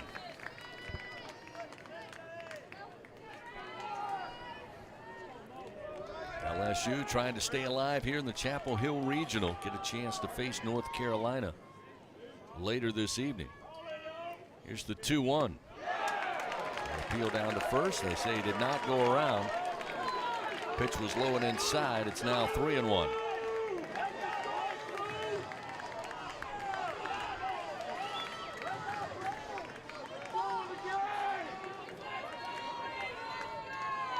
Toole down at first base with 2 outs. Here's the 3-1 from Herring. That one a called strike. Well, they're just now letting Martinez know he was halfway up the first base line. By the way, that was a strike too. I mean, in the strike zone. I think that's Fidel Ulloa down there tossing for the Tigers. It is. Not sure if he's just up in case Griffin runs into more trouble or because he's coming in soon. 2 outs, runner at first. A payoff pitch from Herring. And a swing and a miss. Got a foul tip, but Milazzo holds on, and that'll do it for the Terriers. But they add a run. They do it on 2 hits. They leave one man stranded. They now move to the top of the 5th here on Survival Sunday. Wofford leads LSU 6-3. Top of the order due up for the Tigers when we continue on the LSU Sports Radio Network. Tiger fans, there's nothing quite like game day at the box. To add to the excitement at the ballpark, your defending national champions invite you to enjoy our all-beef 44 Farms Tiger Dogs. The finest dogs in the land because they are made of all-natural Angus beef. To learn more, please visit them at 44steaks.com. That's 44steaks.com. 44 Farms, proud partner of LSU Athletics. NIL is dominating the college sports scene, and LSU has positioned itself at the front of the pack. But to remain competitive and stay ahead of the rest, we need your support. Bayou Traditions is the official NIL collective of LSU Athletics. Join the tradition and become a member by signing up online at BayouTraditionsCollective.com. Members receive exclusive access to LSU student athletes that you can't get anywhere else. Help ensure LSU remains a leader in the NIL arena. Sign up today at BayouTraditionsCollective.com. For the number you gotta dial.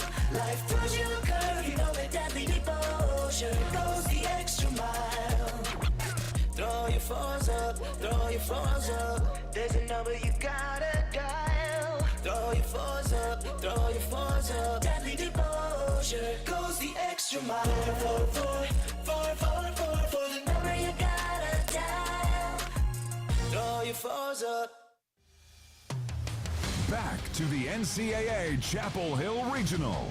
This is LSU Fighting Tiger Baseball on the LSU Sports Radio Network. Top of the 5th inning comes your way from Chapel Hill. LSU trailing Wofford 6-3. Tommy White, Stephen Milam, and Jared Jones due up for LSU. They'll face a new pitcher as the Terriers go to the bullpen. We'll see Kenny Michaels, the big left-hander, for the 2nd time. Michaels pitched in Friday's game. Memorable, gave up the solo shot to Milam there in the 7th inning, the first of 2 by Monster on the day. Yeah, and Michael's thing is a fastball. He's fastball slider only. He'll throw 90% fastballs to right-handed hitters. First pitch to White. Lifted in the air, left center field, giving chase, but giving it a look at the wall, making a leap, and pulling it in is Manley. Got his glove up at the top of the wall in front of the scoreboard. And Tommy White flies out deep to left field. Did he just rob that? I think it would have been off the top of the wall. Tommy got that one good and square on the bat. Again, off the bat, looked and sounded good. And a leap by Manley at the wall for a first out of the inning. So now we'll see Stephen Milam, who for the first time today bats from the right side. First pitch, he'll swing, foul it down the right field line out of play, and it's 0-1. Yeah, Michael's, his thing is his release height, 6'7" to 6'9" release height. The last pitcher, who was 6'6", was actually releasing at about 5'10", so it's right over the top, and it's mostly fastballs. There's one for a strike to get him ahead of Milam, 0-2. Steven today 0 for 2, a fly ball out to right, a strikeout victim to Wicker last time in the 3rd. One away here, top of the 5th. Michaels 0-2 pitch outside, ball 1. So Michaels worked 2 innings against LSU on Friday, gave up the 1 home run solo shot to Milam. He did walk 1 and strike out 2. Michaels the 1-2 outside again, 2-2.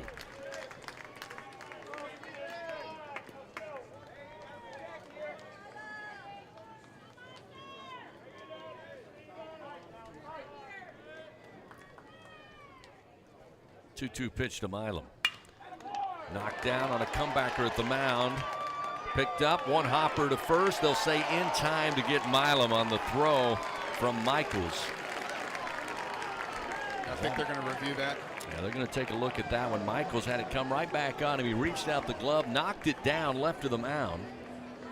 And able to pick it up. Milam was trying to hustle down the line. The throw on 1 hop into the glove of Tyler Hare, but they'll go under review here. Our first review of the day, brought to you by Acme Oyster House. Again, we'll get a chance to see it here in the booth and give you our thoughts. Looked like he was out to me in real time. Here we have the replay for the first time. Spike. No, I think he got it. I think he was out. 2 tough breaks for LSU in this inning. A hard hit ball that Manley makes a great play on in left field by White, and then another hard hit ball off the glove of Michaels that it appears as if Milam is thrown out. Oh, I don't know. No, his foot looks like it's on there. Nope. I think he just beat him on the throw. It's if they could see like a spike on the bag at the time the ball was in the glove type thing. I mean, oh, that's a tough review, because if you lose it, you lose a review. They quickly take the headsets off. I think I agree with you, Doug. I think this call is going to stand. We'll see. I was surprised yesterday with the Milazzo slide. Yeah, of course not. Confirmed after review. Milam out at first, 2 gone.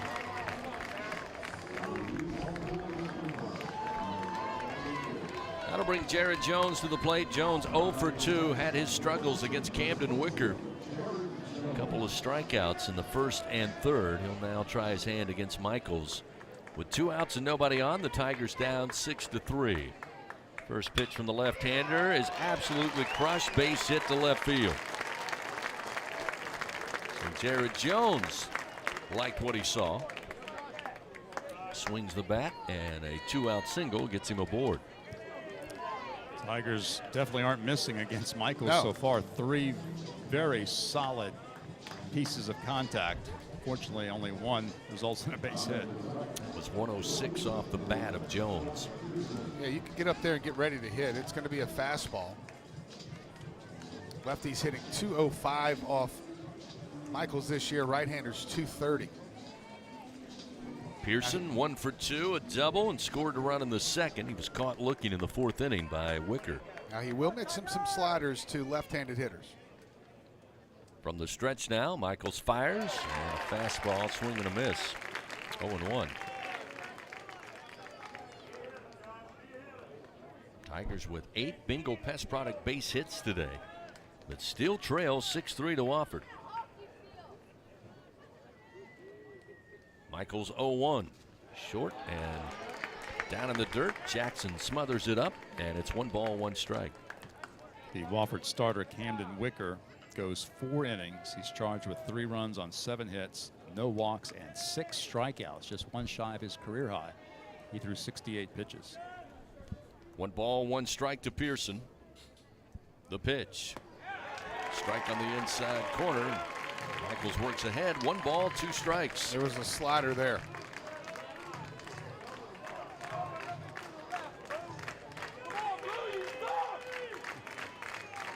Jones at first base, 2 outs. The 1-2 pitch. Pearson drives it high and deep to right field. Wiley on the run, but he will watch it. This ball is gone. Pearson with the home run. His 7th of the season. 2-run variety. We got a 1-run game here in Chapel Hill. It's 6-5 Wofford. How about that for a 2-strike swing? That thing got out of here in a blink of an eye. And just as quickly, the Tigers are now down by 1. That's the postseason Josh Pearson we've come to know. Woo! As that ball was absolutely mashed, no doubt about it, beyond the right field wall. For Pearson on the year, that's his 7th home run of the season. Home run number 110 for LSU as a team. By the way, Michael's also a freshman, so we'll see. We'll see if he can handle some adversity. Starting to see some guys move around down in that Wofford bullpen. Braswell to the plate. First pitch rips a base hit into left field. Braswell with his 2nd hit of the day. And the Tigers starting to get going here against Kenny Michaels. Pearson with the home run, 2-run blast, 2 strikes, 2 outs here in the top of the 5th. The inning continues, and we'll see Ashton Larson to the plate. Larson's hot, seeing it well today. He's 2 for 2 already, and here comes a mound visit. Don't forget, guys, they've got, let's see here. Kenny Michaels, scratch him off. Scratch him off. Braden Hoffmeyer's the only guy they have left with under a 7 ERA. So this is important. That's their pitching coach, Pat Brown, out to the mound right now, speaking to Michaels. Doesn't look like he wants to make a change. He looks like he's just trying to motivate Michaels a little bit, and gives him a pat on the rear and says, let's go. To calm him down a little bit, but man, the ball from Pearson was absolutely demolished. So Larson, as Doug said, swinging the bat well today after having his struggles in the postseason. He's 2 for 2, couple of singles, scored a run, drove in a run. He's got Braswell at first base. 2 outs, lefty on lefty matchup. The pitch, fastball outside, 1-0. He's flustered, boys. He is flustered.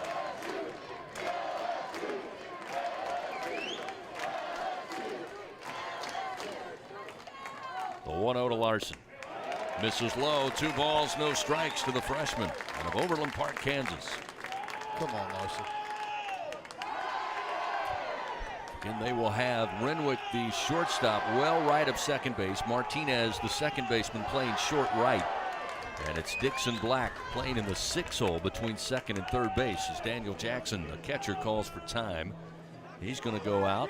And now it looked like J.J. Edwards is hot at the third base umpire, J.R. Brown. As the catcher went out to meet, Edwards came out of the Wofford dugout and very heated on his way. Now they're face to face near the third base bag. That's going to bring Brian Peterson, the second base umpire, rather Kellen Levy, the first base umpire, to come over and try to settle things down. Are they forcing him to take a mound visit? Because the catcher started walking out to the pitcher, but the head coach also came out of the dugout and started walking to the mound. It looked like they were going to make him go out there and make a move, but I'm not sure what that was what about. What could that possibly have been about? Well, Edwards was very, very angry with third base umpire J.R. Brown. It looks like Kellen Levy, the first base umpire, who's also the crew chief, came in and settle things down. How is he the crew chief?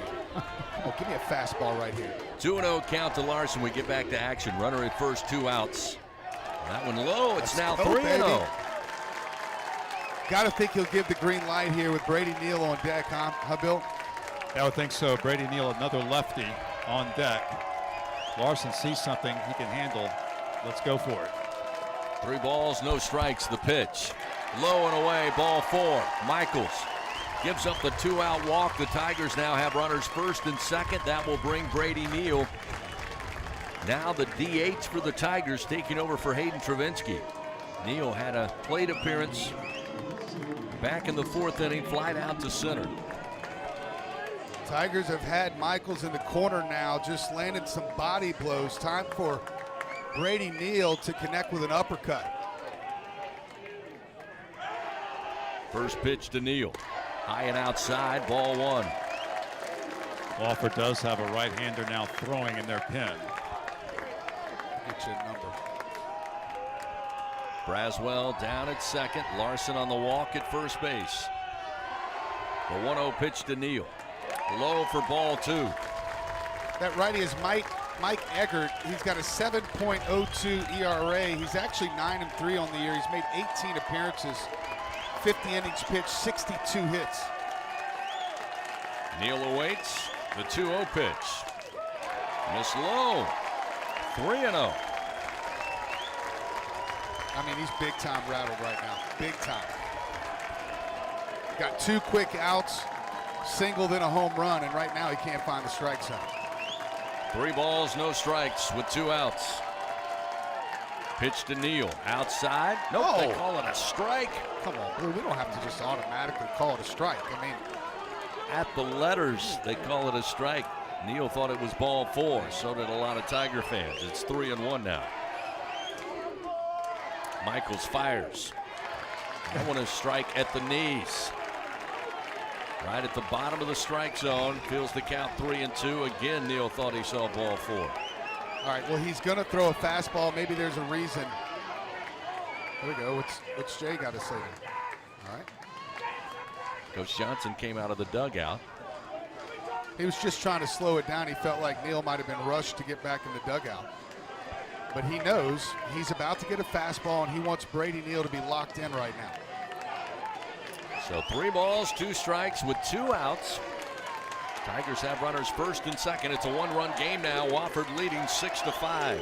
Jay actually burned an offensive timeout right there. Payoff pitch. Ground ball. Yes. Trying to backhand it. Martinez runs up his arm into right center field. Braswell will score, and the game is tied 6-all. Brady Neal smokes a ground ball. Martinez trying the backhand pick. Couldn't come up with it. Ball bounces into center. Larson makes his way to third. Runners first and third, still 2 outs, and the Tigers now have tied this game up. Yeah, great time out there from Jay Johnson to make sure that Neal had time to compose himself after he took off thinking he had ball 4. And Brady Neal did exactly what the Tigers needed to get that pitch off the bat at 100 miles an hour. So now runners on the corners. We'll see Jake Brown, who's 2 for 2 today. He'll show bunt. Drops it down the first base line. They're going to rule it foul. Say it hit his elbow. They're going to say it hit his elbow, and he's out at the plate.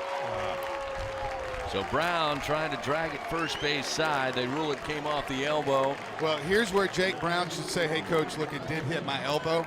If it did indeed hit the elbow, because or if it didn't, to be out there telling him to review the play. Jake Brown's not doing either. Look, he's telling him right now. Jay Johnson out there talking with the umpires, but watching the replay, you see the trajectory and spin of the ball change when it came up on the elbow of Brown. So looked like the proper call. But LSU ties it up here in the bottom of the 5th inning.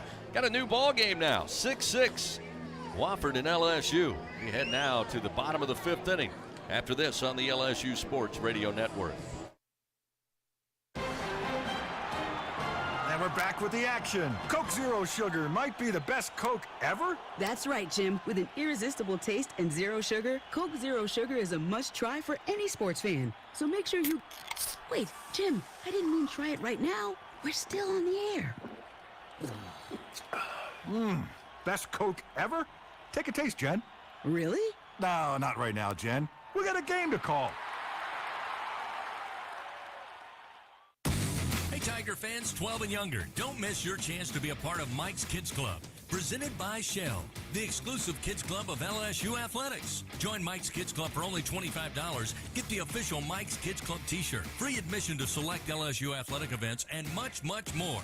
To learn about upcoming events and to join, please visit lsumkc.com. The Mike's Kids Club, presented by Shell.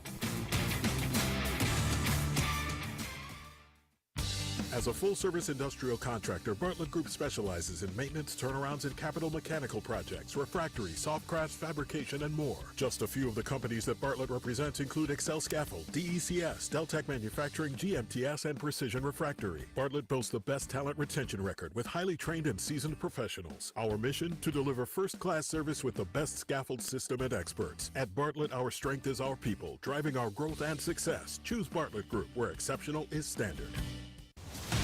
The road to Omaha continues with live coverage from the NCAA Chapel Hill Regional on the LSU Sports Radio Network. Tigers put up 3 runs in the top of the 5th inning. Again, they kept creeping closer and closer. Eventually, they tie this game at 6-all. Wofford coming to the plate here in the bottom of the 5th inning. 4, 5, and 6 due up starting with the catcher Daniel Jackson, followed by Wiley and Griffin Herring. Again, called upon early relief today for Nate Ackenhausen. He's back out there. And the first pitch to Jackson. Blow it inside for ball 1.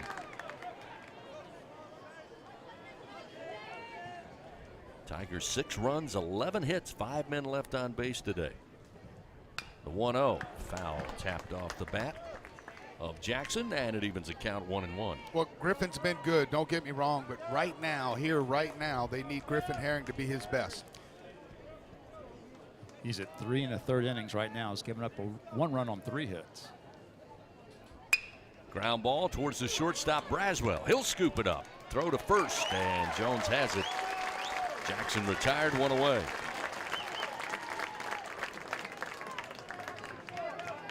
I still can't get over how hard Josh Pearson hit that baseball to 2-strike count. Goodness gracious. 3 2/3 innings now for Herring. 1 run on 3 hits, no walks. He's recorded 4 strikeouts. That's the key, Bill. That no walk thing is, one of the reasons we were able to defeat Wofford, because Gage Jump had 0. That's right. So now we'll see at the plate. First pitch to Wiley. Called strike to make it 0-1. Wiley today 0 for 1. Awaits on the pitch, and a swing and a foul right into the dirt, and it makes it 0-2. This game resembles the season to me for some reason. Just it feels like if you were to put it on the how has this season been? Well, it's felt like we've been behind 5 runs after the first inning all year, to be honest with you. 1 out, nobody on. Herring ahead 0-2 to Wiley. The 0-2 pitch way upstairs and outside. 1 ball and 2 strikes. Wiley today in the 5 spot. Again, as we said, 0 for 1.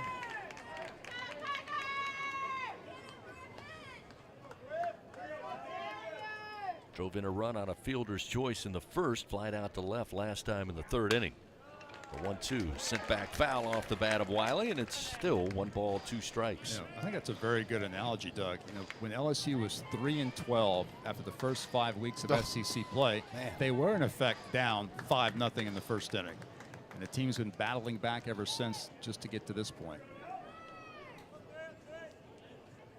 Another 1-2 pitch. And a swing and a miss. Dropped by Milazzo, but he'll pick it up for good measure. Throw to first. 2 gone. Griffin Herring now with punch out number 5 on the day. And when Chris talked to Jay before the game, he really said exactly that. I mean, he said the way this season has gone has prepared us for a day like today. That's so right. Here they are, 6-6 after falling behind 5 runs. I can't tell you the odds of that happening. Still a lot of game left to go, but certainly LSU has played at a high level since falling into that 5-run hole. See Tyler Hare, the first baseman. First pitch, a strike on the outer half, and it's 0-1. The good news is LSU, after taking those body blows, back up firmly balanced on 2 feet now in a 6-6 ball game. The 0-1 just missed off the plate. Similar pitch, but it's 1-1. Yeah, I mean, to use the boxing analogy again, the Tigers are kind of breathing easy right now, while you got to feel like the psyche of Wofford is somewhat dejected right now after giving up such a big lead. The 1-1. Hare launches to left field. Pearson coming in. Pearson will have it for out number 3. So clean work for Griffin Herring and the Tigers defensively. 1-2-3 go the Terriers here in the bottom of the 5th. Tigers looking to carry the momentum. We head to the top of the 6th. Milazzo, top of the order, White and Milam. When we continue in a tie game, 6-all on the LSU Sports Radio Network. Looking to make your next corporate event, church festival, or school field day the best one yet? Well, look no further than Grayson's Events and Entertainment. They have it all, from carnival rides to mechanical bulls, inflatables, and much more. They truly are your one-stop shop for all your party and event rental needs. Give them a call at 225-436-6520 and use promo code Radio25 on your next order at Grayson'sEventsEntertainment.com. Louisiana's best event specialist. You won't be disappointed. Hey Tiger fans, no game day is complete without Noel Spirits from Noel Family Distillery. Founded by a father-daughter duo, Noel Family Distillery is the only Louisiana distillery offering authentic tequila. Their additive-free tequila captures the spirit of Louisiana, creating a spirits experience worthy of the Tigers and their loyal fans across the country. Noel Tequila is proud to be the official tequila of LSU Athletics. Enjoy Noel Tequila at the box or grab a bottle of your own at many fine retailers. Learn the unique Noel Distillery story at noeldistillery.com. Now batting in the cleanup position, Jenny King, the king of clean. Tiger fans, Janny King is a proud partner of LSU Athletics and even more proud to provide you, the players, and every fan that comes to a game here with a healthy stadium that has been cleaned by our team of professionals. Let us clean and disinfect your business. Go to JannyKingCleans.com now. That's JannyKingCleans.com. Janny King, the king of clean. Live from the NCAA Chapel Hill Regional on the road to Omaha, this is the LSU Sports Radio Network. 6-6 our score. Tigers got down early 5-0 after the first frame of the day. They've been able to battle back. Tigers 2 runs in the second, 1 in the fourth, 3 in the top of the 5th inning. Out hit the Terriers 11-6 and looking to keep that momentum going as Milazzo leads it off. First pitch from Michaels missed away, and it's 1-0. Yeah, Milazzo's led it off 4 times now in the past 2 games. Yesterday, he was pretty successful leading off, and today he is 1-for-1 in the leadoff spot. The 1-0 to Alex. Again, missed outside from Michaels. 2 balls, no strikes. Again, Wofford instituting the shift. They move Black near the third base line. Renwick deep in the 6th hole. Martinez left of second base. Tyler Hare by his lonesome right side of the diamond. The 2-0. Inside corner strike, and it's 2-1. Sorry, Alex is actually 0-for-1 in the leadoff spot. He hit a ground ball to lead off the third to the third baseman. 2-1 to Milazzo. Swings, pops it up foul. It will find the seats behind the first base dugout. Look out, came off the seat and off a fan. Everybody apparently okay. Michaels had a rough 5th inning for Wofford. Gave up 3 runs on 4 hits. He walked 1 with no strikeouts. Tigers need to continue to apply pressure on him. Milazzo digs back in. Even count, 2-2. Michaels, the left-hander, delivers. Milazzo slaps this one foul down the line and right out of play.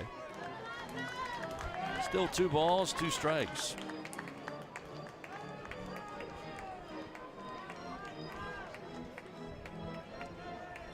Alex batting .400 when leading off this season. Waits on the 2-2 pitch, and it's thrown high and inside over his head. Come on. Fills the count, 3-2. Base hit, ball 4.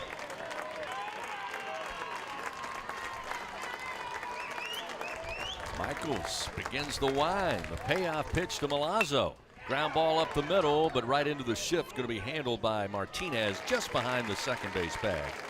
He'll throw to first in time. Alonso retired on the 4-3 ground out, one away. Actually, that's a great at-bat from Alonso. I mean, if they don't shift him right there, that's a base hit all day right back up the middle. Now we'll see Tommy White. White gave one a ride to left field at the wall. Andrew Manley made a great defensive play to haul it in for the first out of the 5th inning.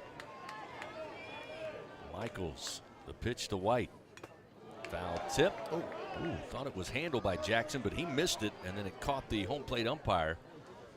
I think he caught it pretty clean, too. Yeah. I think Jackson missed completely on that foul touch off the bat of White. They started with a changeup there. White, I don't think was looking for it, but you got to think he's going to see a fastball at some point in this at bat. The 0-1 from Michaels. Missed outside with a fastball, and it's 1-1. The right-hander for Wofford, Mike Eckert, still warming in their pen.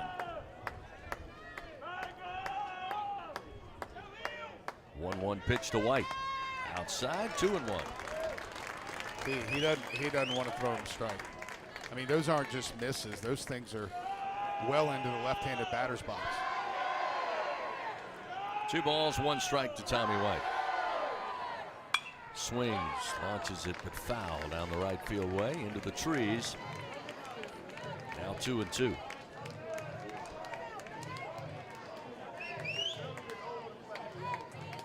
Tommy White going to grab a little dirt around home plate, tighten the grip, stand back in. Looking for a 2-strike approach here with 1 down. The pitch from Michaels. And he peppers this one opposite field into right. Base hit for Tommy White. His second of the day, and a 1-out single as a runner aboard for the Tigers. Tommy's starting to get heated up. That's what he does best right there with 2 strikes. Just stays inside the baseball and hits it hard the other way. That one 102 off the bat. So now Stephen Milam. Milam 0 for 3 in the 2 spot today. He has been a terror. Dare I say a monster in the postseason so far for the Tigers. He's already homered once off this guy, hasn't he? He's definitely due. Yes, he did. And he's definitely due. Hitless in his last 6 at-bats in the regional. First pitch in the air to right field. David Wiley circles and gets underneath it for the second out of the inning. So Milam 1 pitch and a fly ball out to right. And we'll bring Jared Jones to face Kenny Michaels here with 2 down in the top of the 6th. Well, they're hunting fastballs up, and that one was up in the zone right out over the plate. And I think Milam got a little too excited there. Stephen now 0 for 7 since he hit the home run to win the game on Friday. He'll have another opportunity at least. See how many fastballs up Michaels offers to Jones. Oh, we need just one, Chris. He looks so confident in his last at bat. Much different than the first 2. Had a single and scored in the 5th inning. First pitch to Jones. Strike on the inside corner from Michaels, and it's 0-1.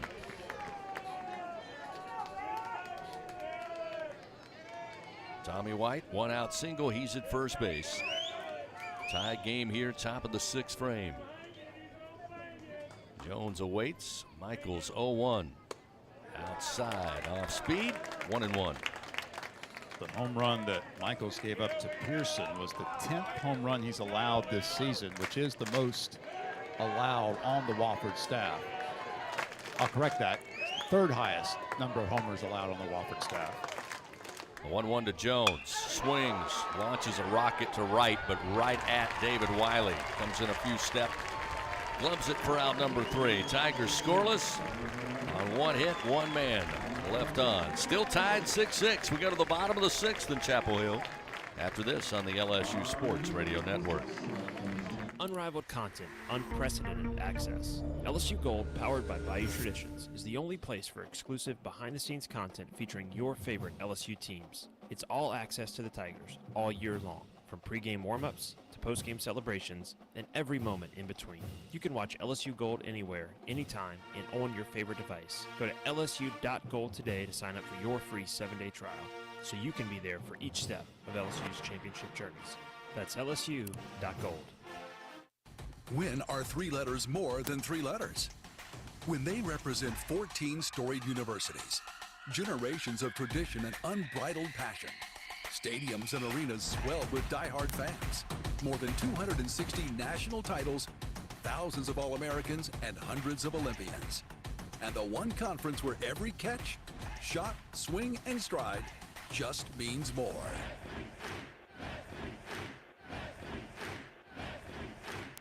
LSU Tiger fans are gearing up with real Tigers apparel and merchandise from the official online store at lsushop.net. Get jerseys, sideline gear, polos, t-shirts, hats, official team merchandise from Nike, accessories, and much more. Over 3,600 products, all shipped right to your door.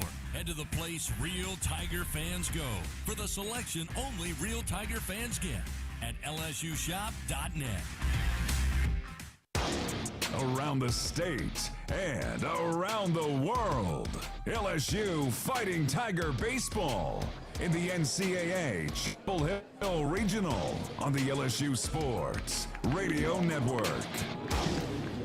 Bottom of the 6th inning here in Chapel Hill, Survival Sunday. Wofford and LSU battling to take on North Carolina, sitting already in the region championship round later this evening. Right now tied 6-6. Wofford will have 7, 8, and 9 due up. Griffin Herring ready to work. First pitch to Manning, a called strike, and it's 0-1.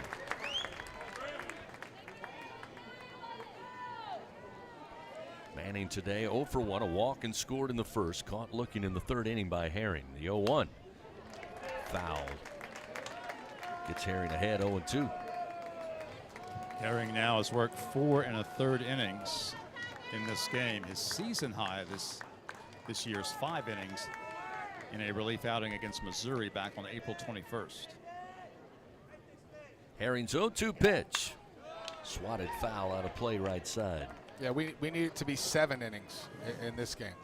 You're right. And it's not that we don't have guys down in the pen that can get it done. It's just about preservation at this point. A lot of innings left to play. Lots of if baseball. LSU wins this game.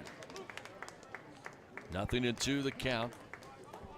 Manning the right-hander. Herring fires, and it's upstairs, ball 1, 1-2. Tigers have out hit the Terriers 12-6, but we are tied at 6-all.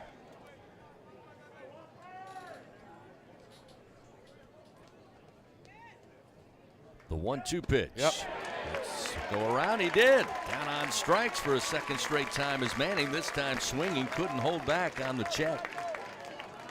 And Herring records punch out number 6. 1 gone here in the bottom of the 6th inning. I'm going to give it out right now. Griffin Herring's player of the game as far as I'm concerned. I mean, he has come in and plugged the hole quickly, which is exactly what LSU needed, that one little run that he gave up. But other than that, he's gotten ahead of hitters, and he's kept the Tigers in striking distance. And those 5 innings he threw against Missouri back in April is also his career high at LSU, and he's one more out to match that career high of 5 innings. So now we'll see Manley, the left fielder. That pitch, they'll say miss, but it looked good from here, but they'll say outside or inside to the left-hander. It's 1-0. Manley reached on catcher's interference earlier in the game, had a single and scored in the 4th. Pitch low. It's now 2-0 the count to the left-handed hitting Manley.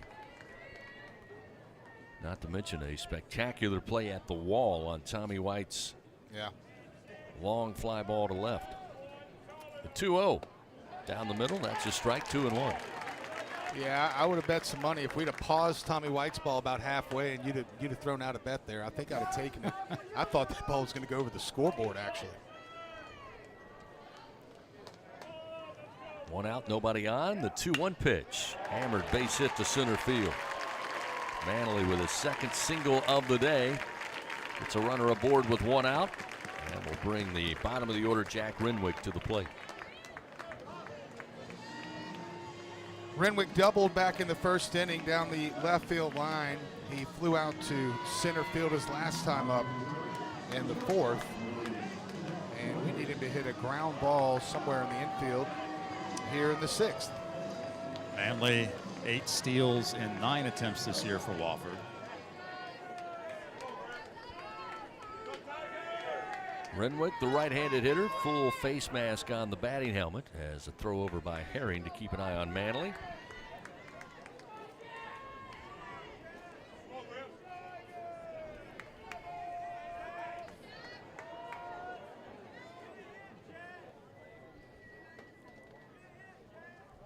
Lefty on righty matchup, and the pitch to the plate.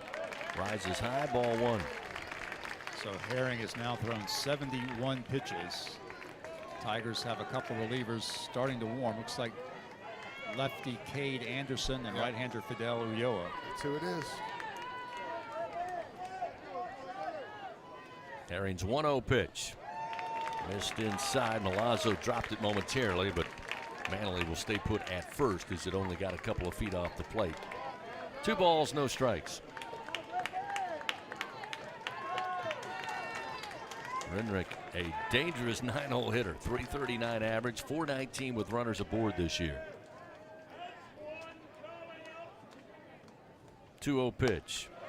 Strike on the outside corner. Thank you. Make it 2-1.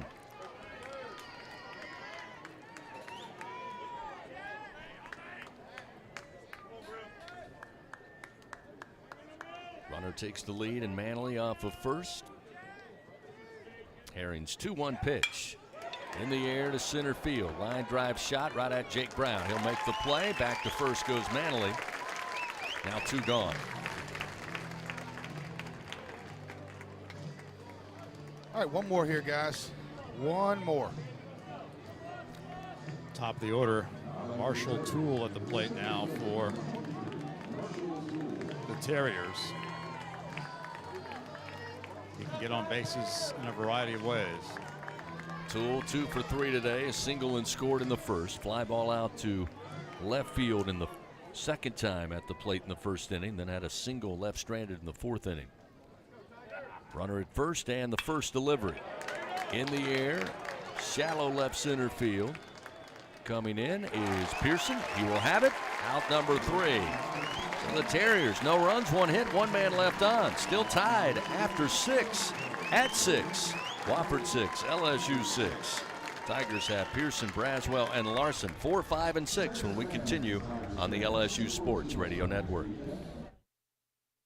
Southern Air Heating, Cooling, and Plumbing, your trusted experts for all your home service needs. With over 35 years of dedicated service, we prioritize your comfort and satisfaction. As an official partner of LSU Athletics, we bring our expertise to every game, from installations to repairs. Our team delivers honest pricing with no surprises. Call us today at 225-777-8888 and experience the difference with Southern Air Heating, Cooling, and Plumbing. Go Tigers!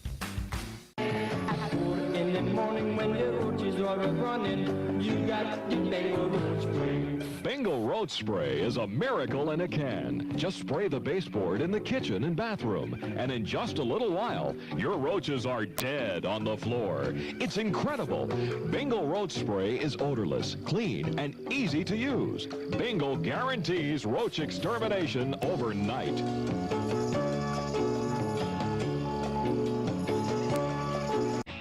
When it comes to investing in your home's comfort, it's never just one thing. You want to make sure you get an air-conditioned system that's reliable, affordable, energy efficient, backed by a strong warranty, and is installed by a dealer you can trust. That's why people who insist on the best choose Trane. Plus, right now, Trane is offering special financing. So what's not to love? Visit TraneSouth.com to find a local Trane dealer today. It's hard to stop a Trane. Subject to credit approval. Ask for details.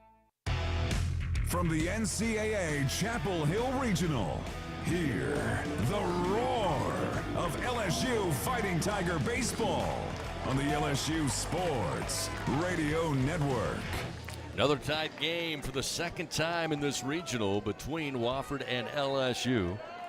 Game tied at 6 apiece, top of the 7th inning. We hit the latter frames.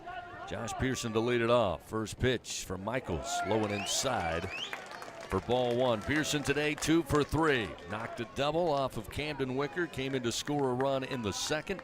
Caught looking in the 4th, and then a 2-run bomb. Monster shot to right in the 5th inning. 1-0. Strike on the outside corner. Evens it up 1-1 to Pearson. 2 huge swings for Pearson in this game. That double was the leadoff double in the second to help LSU answer the 5-run first by Wofford. 1-1, high and inside as Pearson ducks out of the way. 2-1.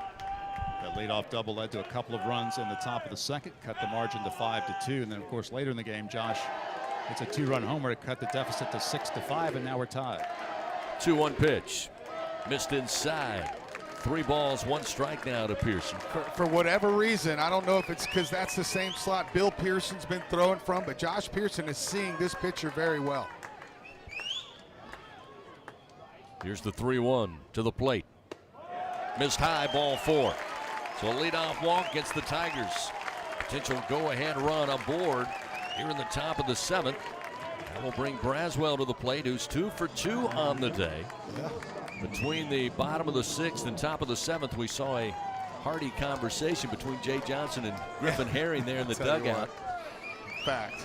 As this may be all for Michaels now. Head coach J.J. Edwards making his walk to the plate. He's to the mound. He's already made the signal, and we'll see the right-hander. It appears Mike Eggert. So a pitching change powered by your hometown John Deere dealer in Sunshine. Kenny Michaels' day is done. Still tied 6-6. The leadoff walk to Pearson. Nobody out. Braswell to the plate to face the new Terrier pitcher. We'll tell you all about him when we continue on the LSU Sports Radio Network. It's good to be able to make a change, to never feel stuck. That's why at Cox, we're making a change too. Now Cox Internet plans are flexible, so you can choose to just go with Internet, add TV tomorrow, or home automation down the line. It's easier than ever to get just what you want and nothing you don't. Flexible plans from Cox. Change anytime. No commitments, no penalties. See for yourself at cox.com/internet. Additional services can be added at then current regular rates. All services subject to residential customer service agreement and acceptable use policy. Restrictions apply.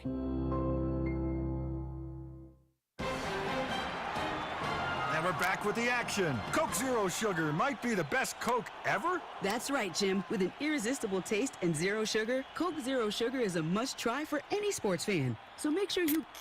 Wait, Jim, I didn't mean try it right now. We're still on the air. Best Coke ever? Take a taste, Jen. Really? No, not right now, Jen. We got a game to call. Looking for a champion on the field? Look no further than Sunshine, your hometown John Deere dealer in Louisiana. With our help, you can always come out on top. Take advantage of our home run offers on tractor packages, including the unbeatable 0% financing. To learn more and get financed, visit us at sunnyquip.com. Choose Sunshine and choose victory. The road to Omaha continues with live coverage from the NCAA Chapel Hill Regional on the LSU Sports Radio Network. Wofford makes a call to the bullpen. Mike Eggert, a right-hander, will take over. Tigers have a runner at first, nobody out, top of the 7th, tie game 6-6. Michael Braswell III will be the first batter that Eggert will face. Mike Eggert, senior right-hander for the Terriers. On the year 9-3, but a 7.02 ERA. This is his 19th appearance, 12th in relief in 50 innings. He's given up 62 hits. He struck out 51 and walked 18. He's allowed 15 home runs, which is the most on the Wofford staff. So with Pearson down at first on the leadoff walk, Braswell stands in. First pitch across the plate for a strike, and it's 0-1. It's 75 miles per hour. Yeah, his fastball 85 to 88. He's mostly changeups, throws them over 50% of the time. Eggert's 0-1. Comes back with a fastball at 87 and gets ahead of Braswell 0-2. Eggert out of Greenville, South Carolina. Played high school ball at Dorman High School, which is in Spartanburg. Also the home of the Wofford Terriers. And a turn throw over to keep an eye on Pearson. Pearson 2 for 4 in stolen bases. Again, the Tigers not known for their base stealing. Braswell sac fly RBI in the 2nd. Singles in the 4th and 5th. Came around to score 2 runs. Swings, base hit to left field. Braswell, 3rd straight knock of the day. Runners 1st and 2nd. Nobody out here in the top of the 7th inning. Braswell's 2nd 3-hit game in the last 2 weeks. His first 3-hit game of the season came in the SEC tournament. He's got 3 hits today along with a sac fly. Keep it coming, boys. Keep it coming. So now Ashton Larson getting some last-minute instruction from Coach Jay Johnson, just steps away from the Tiger dugout. Larson today 2 for 2. A couple of singles, scored a run, drove in a run. Also a board on a walk, left stranded at third base in that 5th inning. Tied game 6-6. Tigers now runners first and second, nobody out. Mike Eggert back up on the bump for the Terriers. The pitch. Larson swings, sends it to center field. Toole, a couple of steps to his right. He'll have it. Pearson tagging up from second. Throw nowhere close, went under the glove of the cutoff man Renwick. So Pearson easily into third base. So with one out, runners on the corners. And now we'll see Brady Neal.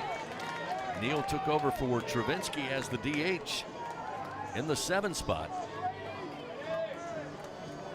Yeah, and he smoked the ball through the right side. So Brady Neal, remember that first at bat when he got in the 2-0 count, he popped up to center, but I mean, he just missed it. And we have seen Brady Neal hit some big shots out to right field. Now be one heck of a time for one of them. So again with one out, runners first and third. Brady Neal, left-handed hitter. Mike Eggert, the right-hander, fires outside, ball 1. Big fly ball, ground ball to the right side. Anything that you got to do to get this runner in from third base with less than 2 outs.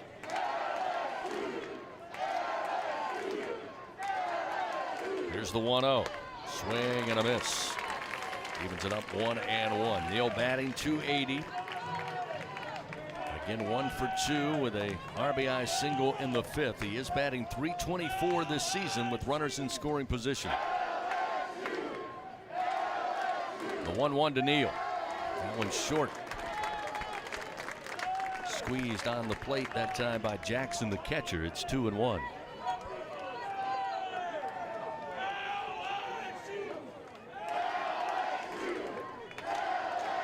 Neal, one of the backup catchers for the Tigers, suffered injury most of last season.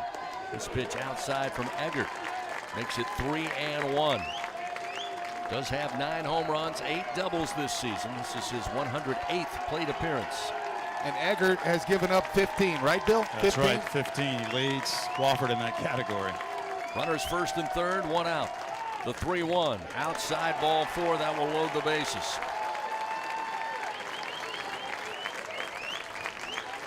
Jake Brown coming to the plate. Last time in the 5th inning, tried to lay down a bunt. Came right up off the dirt first base line, caught him on the elbow. I'll take a bunt here. I'll take a bunt toward that third base side here. Pearson can run. Brown 2 for 3. Got an RBI single in the 2nd, single back in the 4th inning. Bases loaded, 1 out. First pitch, short of the plate, ball 1. Also take a walk. Bill, you know, they've got him shifted, which is kind of interesting to me because that almost steals the double play. I mean, the shortstop's playing close to the bag at second, but if this ball at all brings him to his left side, they've got no chance at a double play. The 1-0.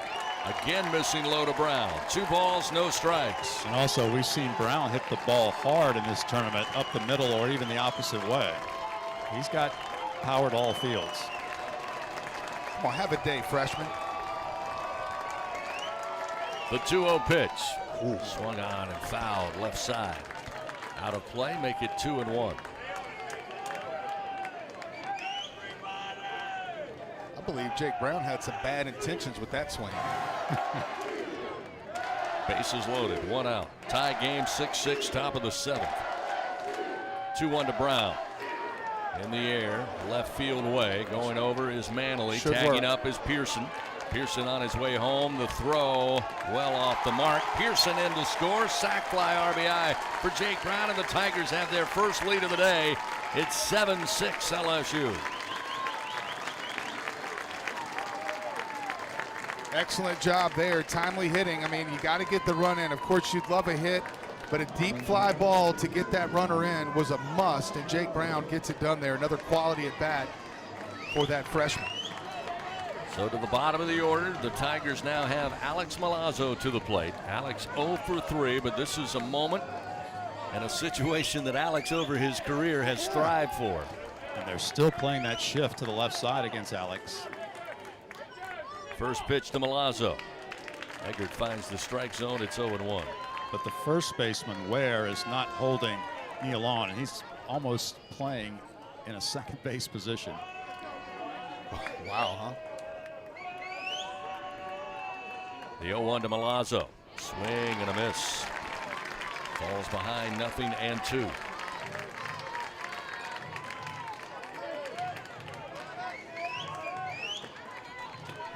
Runners first and second with 2 outs. Top of the 7th. LSU now leading for the first time today, 7-6. The 0-2 pitch. Milazzo sends it in the air. Foul territory, right field way. And it will get out of play as the right fielder David Wiley made a dive, although he was a good 25-30 feet away from that baseball. Oh, man. Great effort right there. Boy, I tell you, if Milazzo could figure out a way right here, we could get old Tommy White up with some ducks on the pond. That'd be nice. 2 outs, an 0-2 count to Milazzo. The pitch, ground ball, and snagged by the first baseman Hare, trying to throw to first. Eggert late to the bag, gets away on the throw. Braswell will come in to score. And the camera well, they're going to send him to second. Let's go. So they had the shift to the left side of the infield, had Tyler Hare by his lonesome. He had to dart his way towards second. Came up with it, and again, had to wait on Eggert to get to the first base bag, and I think that timing set him off. The throw was off the mark. Well, the shift giveth, and the shift sometimes takes away. Last time, Alec Milazzo with a 2-strike count hit a ball up the middle. That's a base hit all day. That time, he hit a ground ball to the right side that if the second baseman were just played where he should be, that would have been as routine a ground ball as you could imagine. But now, with 2 outs, they're going to have to face Tommy White with runners at second and third. So Braswell came in to score to make it 8-6 now. Extends the inning as Milazzo goes against the shift to bring in the run. He's now at second on the errant throw. Runners second and third as the pitch to White is low for ball 1. Tommy today atop the order is 2 for 4. Couple of singles, 1 in the 3rd, 1 in the 6th inning. Took a deep fly ball to left that was handled by Manley at the wall back in the 5th inning. Neal at 3rd, Milazzo at 2nd. The 1-0. Tommy swings, sends it a mile-high foul out of play right side. That'll even the count 1-1. Milazzo, by the way, gets the hit on that ball, but the error, of course, will advance him to second base. And boys, I noticed the whole North Carolina team was sitting up here watching that game, and suddenly they've all gone back inside after the Tigers have taken a 2-run lead. 1-1 to Tommy White. Misses low, make it 2-1 now. 8-6, LSU leads, top of the 7th. Down early after 1 inning, 5-0. But now time called, and a mound visit upcoming for the Terriers. That's the pitching coach, Pat Brown. Brown has not been making the changes. It's been the head coach, J.J. Edwards, but it's Brown on the mound right now as Wofford has another right-hander in its pen.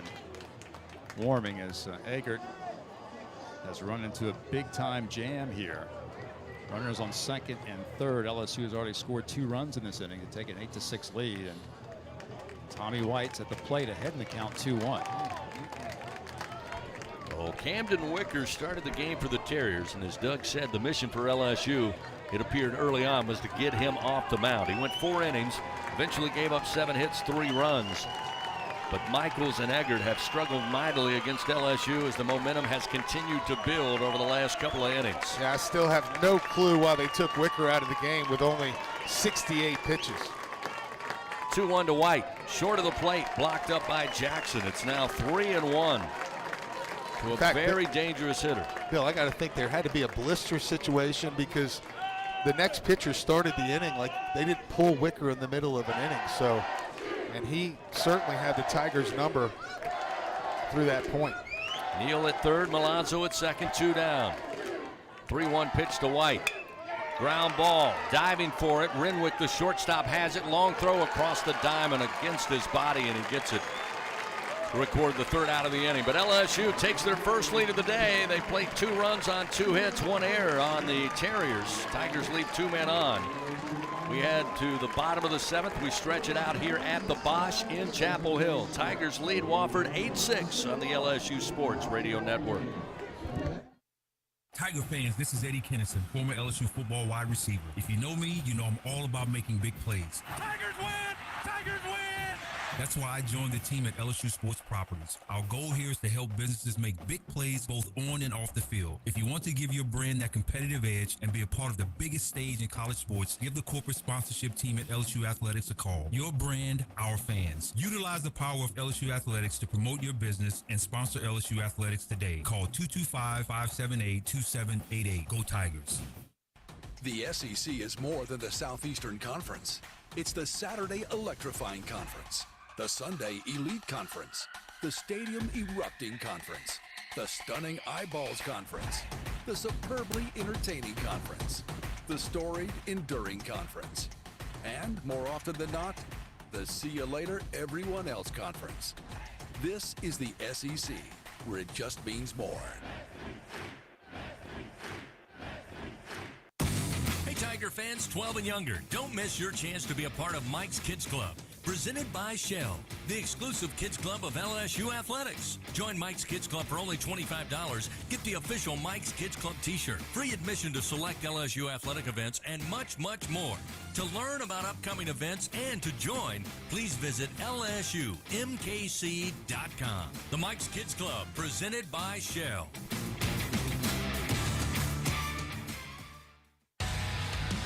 Live coverage of LSU Fighting Tiger baseball in the NCAA Chapel Hill Regional continues on the LSU Sports Radio Network. Wofford comes to the plate here in the bottom of the 7th inning. 2, 3, and 4 due up. Dixon Black to lead it off. Griffin Herring back out there. First pitch line drive, but right at Braswell at shortstop. 1 pitch and 1 out for Griffin Herring here in the bottom of the 7th inning. We mentioned it, he and Jay Johnson having a discussion immediately coming off the field after the 6th. Griffin Herring, of course, has pitched just phenomenally here today, as Doug and Bill have talked about. And Jay Johnson, again, trying to preserve, that's the key remaining in this regional, as the Tigers now lead 8-6. That will bring Martinez to the plate, and the first pitch he will foul off, and it's 0-1. And Griffin Herring knows it, and he's peeking out at the scoreboard right now to check that fastball velo because he knows he's tired too. But he was in there politicking immediately after the inning because he knows that he needs to save that bullpen as much as possible. The 0-1 to Martinez. Ground ball up the middle. Braswell going over, got it in the glove, but on the transfer lost the baseball. Falls softly on the center field grass, and Martinez with an infield single, his second hit of the day. Yeah, they will give that a single. It was a tough play. Braswell had to get pretty good ways to his left in the middle, and right as he went down the field, it kind of took a little weird hop. It's on the last one on the dirt, and I think they're right giving that one a hit. Daniel Jackson out of the plate. He's 1 for 3, an RBI single in the first. A strikeout and a ground out after that. Martinez 15 of 19 in stolen bases. Again, Herring, the left-hander, looks over, now fires. They'll appeal to first. They say he did not go around Jackson, and it's 1-0. This is a career-long outing for Griffin Herring. 5 2/3 innings now. He's thrown 80 pitches. The 1-0 down the middle for a strike, and it evens the count. 1 ball and 1 strike. Still throwing 90 though. But Cade Anderson and Fidel Ulloa certainly getting a workout today too. Fidel Ulloa's been down there since the 5th maybe. The 1-1 sent back foul into the screen off the bat of Jackson. That gets Herring ahead. 1 ball, 2 strikes. Tigers 8 runs, 14 hits today. Have left 8 men on base. Wofford 6 runs on 8 hits. They scored 5 of those 6 in the bottom of the first frame. Runner at first, 1 down. Pitch to Jackson. Sent foul on a rocket shot above the first base dugout. Still 1-2. Fans, don't let air conditioner outages keep you on the bench this year. Text home run to 31996. Get your $59 AC system check. AccuTemp Services, proud partner of LSU Athletics. Martinez with a lead off of first. Herring glances over. Now the 1-2 pitch. Missed high and outside. 2-2.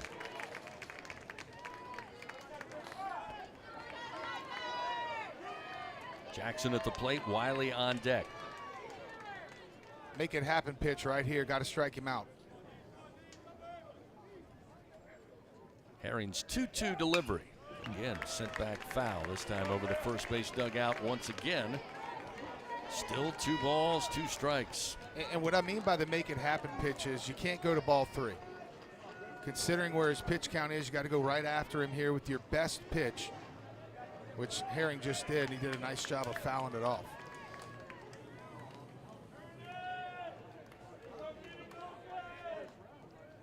Herring's 2-2 delivery. Call, strike 3, yes, sir. Right at the letters. Herring comes back with the heat, nicely placed, a little inward on the plate. But Jackson down on strikes for a second time, that time looking, and a big second out here in the bottom of the 7th inning. Yeah, Jackson was looking for that slider, no doubt about it. That fastball was just about center middle of the plate. Just caught him guessing there, but that's a big second out for Griffin Herring. So now we'll see Wiley, David Wiley, the junior. 0 for 2 today. Had a sac fly RBI in the first inning. He'll swing and miss at the first offering. It's 0-1. That's pitch number 87 now for Griffin Herring. His previous high this season for number of pitches was 70 when he worked against Arkansas back in late March. He's all right. Martinez at first, and the 0-1. Just off the plate outside, 1-1.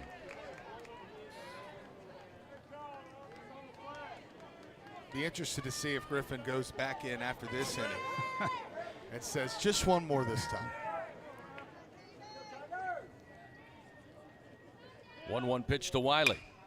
Swats it to left center field. Pearson, though, a couple of steps he was playing over. He'll get under it for out number 3. No runs, 1 hit, 1 man left on for the Terriers. We've played 7 in Chapel Hill. Tigers lead 8-6. They come to the plate. They'll have Milam, Jones, and Pearson when we continue on the LSU Sports Radio Network. Now batting in the cleanup position, Jenny King, the king of clean. Tiger fans, Janney King is a proud partner of LSU Athletics and even more proud to provide you, the players, and every fan that comes to a game here with a healthy stadium that has been cleaned by our team of professionals. Let us clean and disinfect your business. Go to JannyKingCleans.com now. That's JannyKingCleans.com. Janney King, the king of clean. Cheer on the Tigers with Oxbow Rum, the official rum of LSU Athletics. We make our award-winning rums right here in Baton Rouge, Louisiana. At Oxbow Rum Distillery, every drop of Oxbow Estate rum and False River Spiced rum is made from scratch. We start with our own sugarcane grown right up the river from Tiger Stadium. So grab a bottle of Oxbow, the official rum of LSU Athletics, and experience the bright, smooth taste of Louisiana sugarcane in every sip. Go Tigers. Southern Air Heating, Cooling, and Plumbing, your trusted experts for all your home service needs. With over 35 years of dedicated service, we prioritize your comfort and satisfaction. As an official partner of LSU Athletics, we bring our expertise to every game, from installations to repairs. Our team delivers honest pricing with no surprises. Call us today at 225-777-8888 and experience the difference with Southern Air Heating, Cooling, and Plumbing. Go Tigers! Live coverage of LSU Fighting Tiger baseball in the NCAA Chapel Hill Regional continues on the LSU Sports Radio Network. Stephen Milam will lead it off for the Tigers. 2, 3, and 4 due up. First pitch, little soft flare against the shift. He'll drop it down in shallow left center field as Milam, his first knock of the day. Leadoff man aboard for the Tigers to start the top of the 8th. It's an 8-6 LSU lead. They trailed 5-0. Took the lead with 2 runs in the top of the 7th inning after tying it at 6-all. First game on Friday, both teams combined for 7 runs. So far today, they've doubled that up, combining for 14. Stephen Milam breaks out of that little mini slump. He was 0 for 7 for that single. Jared Jones now to the plate. First pitch to Jones from Eggert, misses low, 1-0.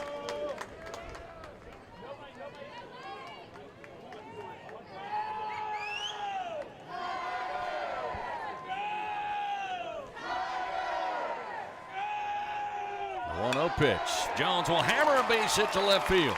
Milam will cruise on into second. Tigers now with their 16th Bingo Pest Product hit of the day. And with nobody out, runners first and second. That will bring Josh Pearson to the plate now. I almost want to ask Jared Jones, like, what happened between those first couple at bats where he looked so uncomfortable. In the last three, he's looked like he's ready to destroy the baseball. That one 108 off the bat for Jones. Pearson today 2 for 3, including that 2-run homer that really brought the Tigers to life back in the 5th inning. Pitch to Josh. Missed outside and low. 1-0.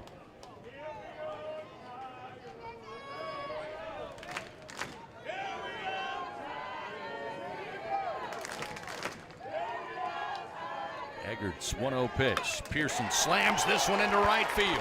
Giving chase is Wiley. They're going to wave the runner around in Milam. The throw will be cut off, and Josh Pearson with his 3rd ribby of the day. Milam scores. It's 9-6 LSU.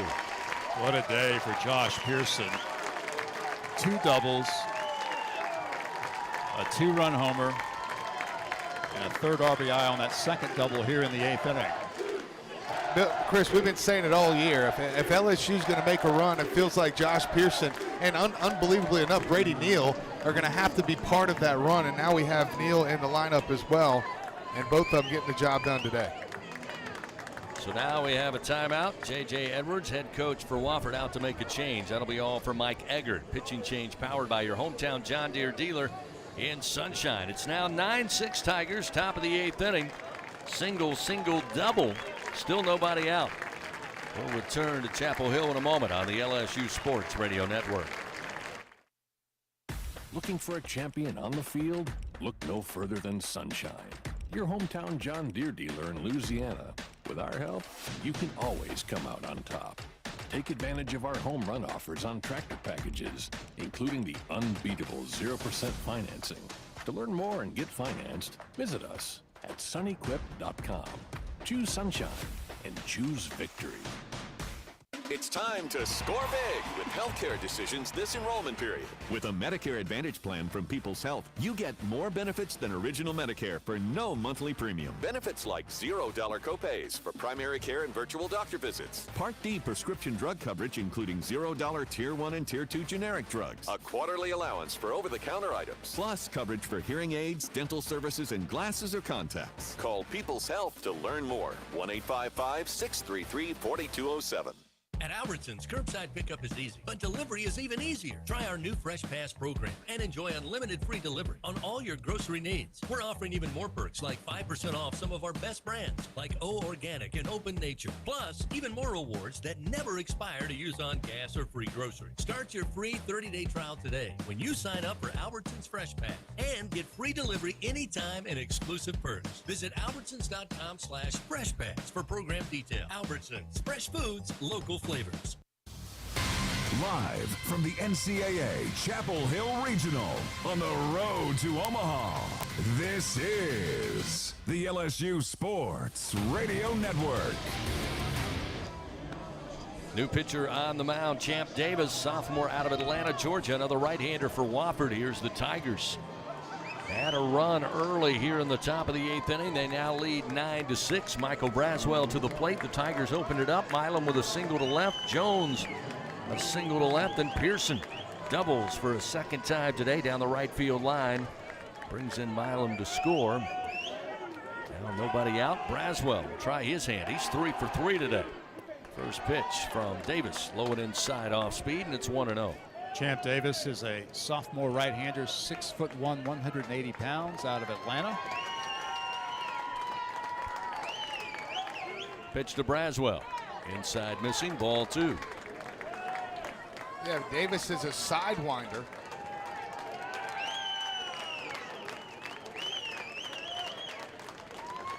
Two-0 pitch.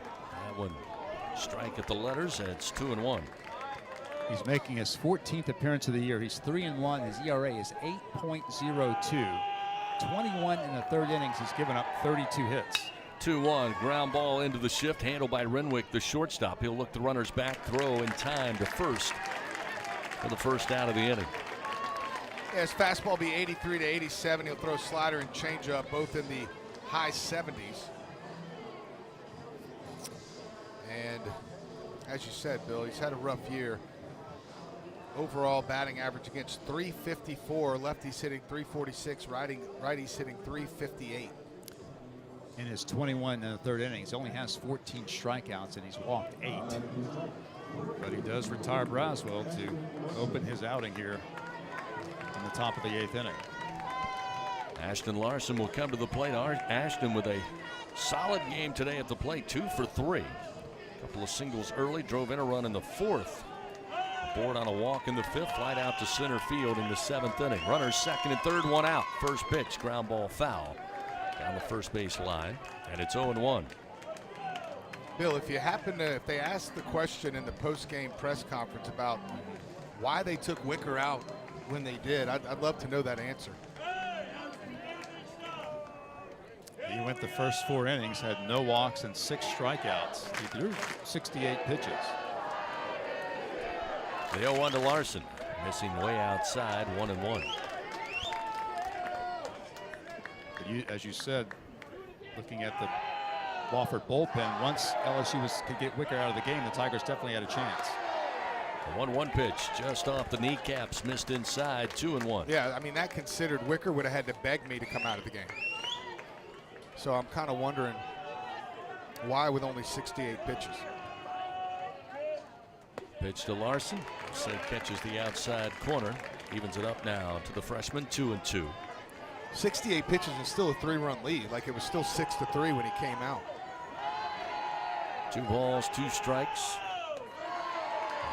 Strike 3 on the outer half of the plate on Larson. 2 outs as Davis gets the punch out, his first.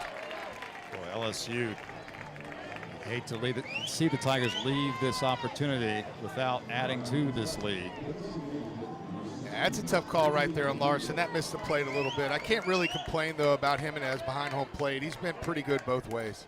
Brady Neal back to the plate where he's 1 for 2 today. And that's a strike on the outer half to make it 0-1. Second and third and nobody out. You've got to get something out of this. I agree, Bill. The 0-1, way out in front swinging. It's 0-2 now to Neal. Jones at third, Pearson with the RBI double down at second base. Again, Neal at the plate, left-handed hitter. The shift for the Terriers, right side of the diamond. The 0-2 to Neal. Knocks this one in the air to right field on the run. Wiley, it'll take a bounce in front of him. That will score Jones. They'll go ahead and send Pearson. They airmail the throw home. Goes into the dugout of the Terriers. Great at bat by Brady Neal. He will be awarded third base. So with 2 outs, the Tigers strike again to extend the lead. It's now 11-6 LSU. Well, how about the day that Brady Neal has had now with 3 RBI on a pair of base hits? He's also walked in this game. Yeah, and that's off the bench, too. I mean, that's a pretty good job by Brady Neal. Didn't hit that one particularly hard, but he got it in play with 2 strikes, which is what you got to do, especially with runners at second and third. So Billy asks for something with second and third, and he gets something. Jake Brown will take a strong swing, foul it off. Brown in the 8th spot today, 2 for 3 for the freshman out of Sulphur, Louisiana. Yeah, 2 for 3, that sac fly as well. He's been pretty productive up there today. The 0-1. Brown will launch one to center field. Marshall Toole settles back, gets under it for out number 3 for the Tigers. Another 3-run frame in the top of the 8th inning. 3 runs, 4 hits, 1 error against the Terriers. Tigers leave 1 man on. It's now 11-6. We head to the bottom of the 8th here in Chapel Hill on the LSU Sports Radio Network. The passion passion, the tradition, the rivalries. Sirius XM is your destination for all things college sports, and we've got you covered. On SEC Radio, there is complete coverage of every school in the conference, including live games, plus 24/7 talk and analysis. So cheer along on the Sirius XM app and listen to your favorite team anywhere. And now you can get 3 months of Sirius XM free. Subscribe now. See offer details at SiriusXM.com/SEC Sports. When are 3 letters more than 3 letters?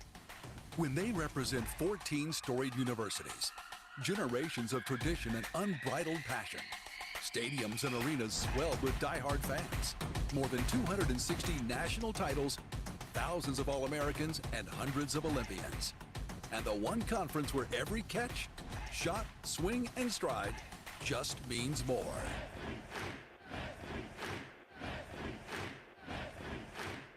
Going to the track, the wall, see ya! Tiger fans, have you ever wanted to watch LSU baseball on TV but hear the action from the LSU Sports Radio Network? Just sync the game with the LSU Sports mobile app. It's easy to do. Just pause the TV. Use the LSU Sports mobile app to stream the audio on your smartphone or tablet. Connect to a smart speaker, then wait for the audio to catch up to the point your TV is paused. Push play, and you are all set. Sync the game with the LSU Sports mobile app for iOS and Google devices. Download it today. Tigers win! Tigers win! The road to Omaha continues with live coverage from the NCAA Chapel Hill Regional on the LSU Sports Radio Network. Tigers trailed 5-0 early, extremely early in this game. 5-0 Wofford with the lead after 1 inning. Tigers able to eventually work it tied 6-all, and since then they've taken an 11-6 lead as we head to the bottom of the 8th inning in Survival Sunday.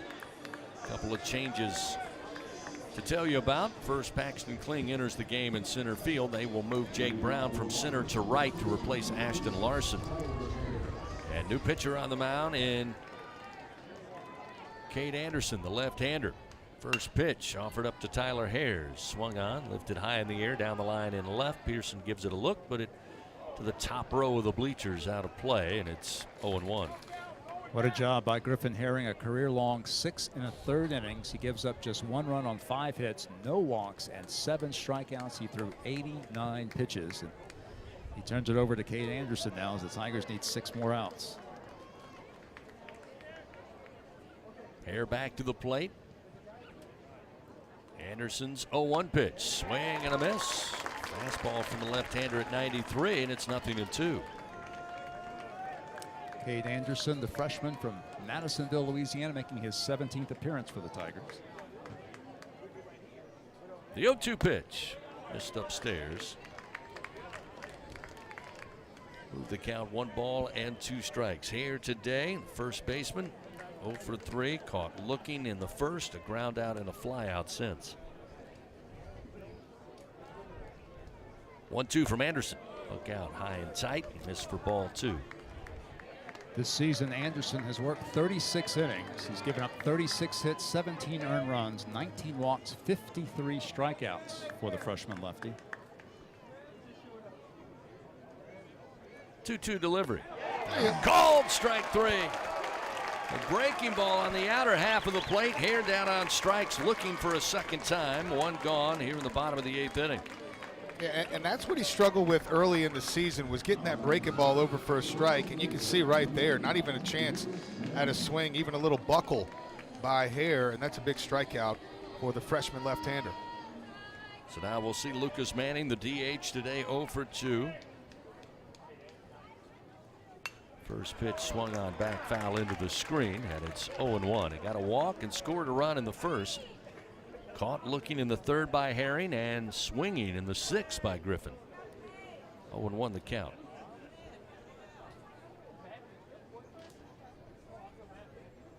The 0-1 outside. 1 ball, 1 strike now to Manning. Tigers 11 runs, 18 hits. 1 error, 9 men left on. The Terriers 6 runs, again 5 of those coming in the first frame. On 8 hits, 2 errors, 5 men left on. The 1-1 high and outside. Make it 2-1 to the right-handed hitting Manning.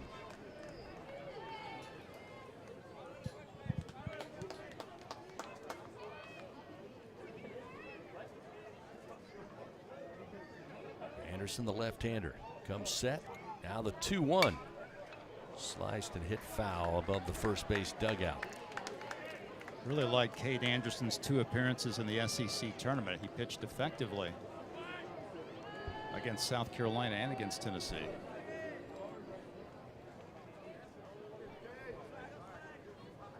Two balls, 2 strikes. Pitch to Manning. Called strike 3. Fastball at 95 on the outer black. Anderson with his second punch out, 2 gone here in the 8th. Man, look at that dot is right there. That is the perfect pitch. I mean, there's not much you can do with that but tip your cap and head back to the dugout. So with 2 down, 95 miles per hour from a lefty will certainly play. It has so far here in the bottom of the 8th inning. Manley, the left fielder, 2 for 2. Reached on catcher's interference in the first. A base hit in the 4th and a single in the 6th. But Anderson with an off-speed pitch finds the strike zone. It's 0-1.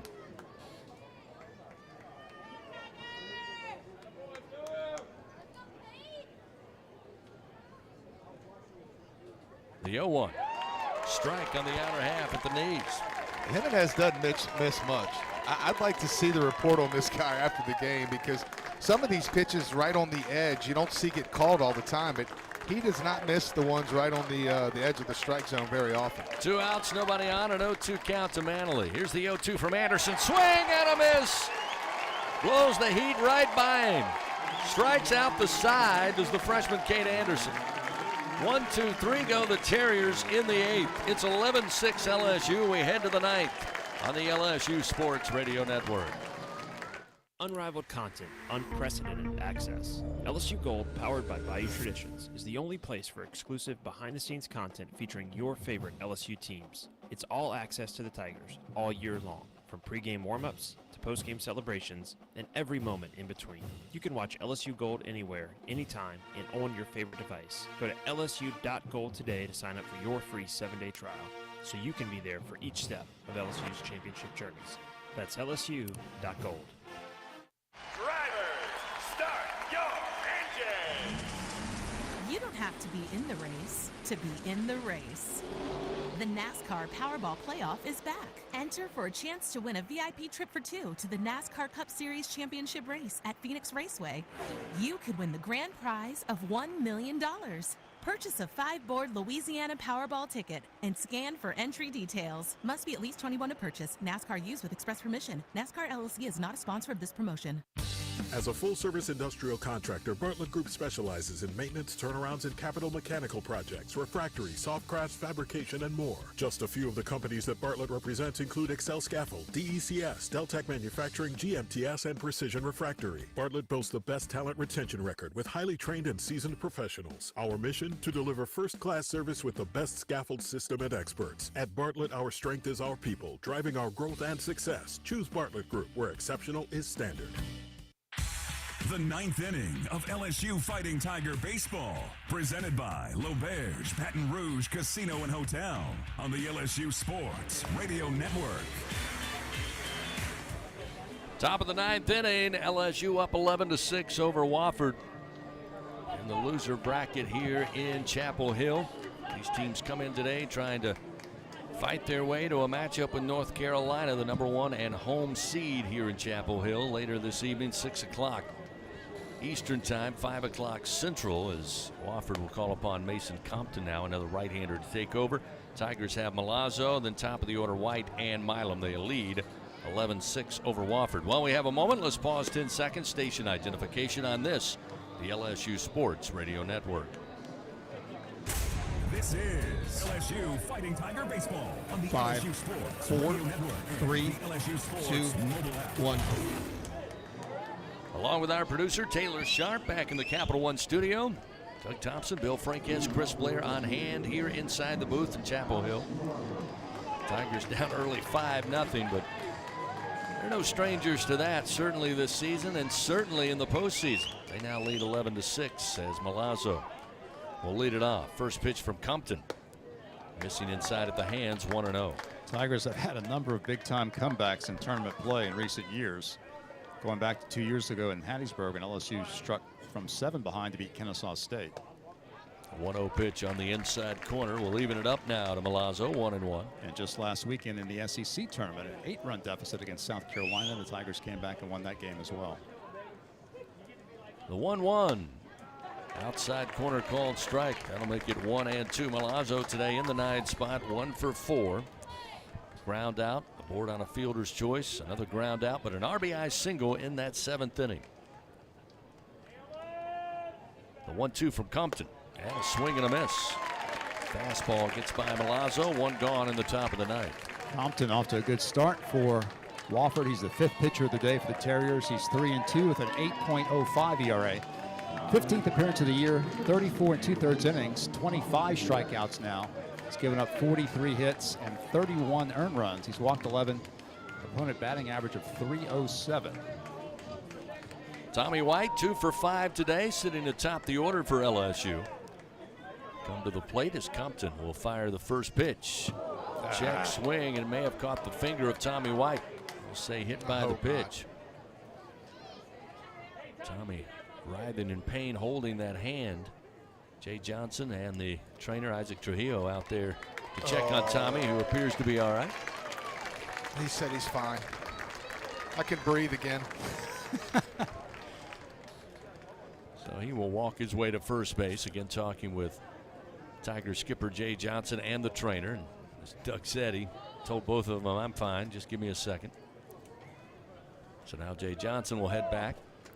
Trainer's still going to talk it over. He'll just take some of the batting gear from Tommy, and he will make his way back to the dugout. So a 1-out hit by pitch puts Tommy White aboard, and we'll see Stephen Milam. Milam 1 for 5. Had the base hit, scored a run in that 8th inning when the Tigers plated 3 to help build this 11-6 lead.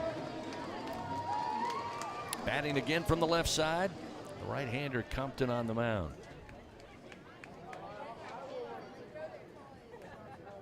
The first pitch, low for ball 1. Milam started the day with neon green batting gloves. Hey, change it around a little bit. Changed it up. Going back to the purple. Here's the 1-0. Skips in front of the plate, blocked up by Jackson, and it's 2 balls, no strikes. He wanted to match the hair in case he hits another homer and takes the helmet off. Bill, did I hear in the team hotel Jake Brown's girlfriend did the hair? I think that's right, yes. I believe she is a hair specialist. Excellent job. Really well. He's really a work of art. Here's the 2-0. And Milam, line drive, gets by a diving hair at first, into the corner and right. Tommy White around second. He'll make his way into third, and Milam with a 1-out double here in the top of the 9th inning. Milam with his 12th double of the season. And the Tigers continue to swat baseballs here late in this game. Great to see for Stephen Milam. LSU holds on, gets to play again tonight. For him to have some momentum back at the plate after going 0 for 7. I mean, maybe one more hit to get us to 20, but let's not waste them all today. Huh? I would like to see Jared Jones hit a home run off that scoreboard. Compton's given up 3 homers on the year. Jones with 27 to lead the team. First pitch, fastball. Catch the outer black, it's 0-1. White at third, Milam at second base.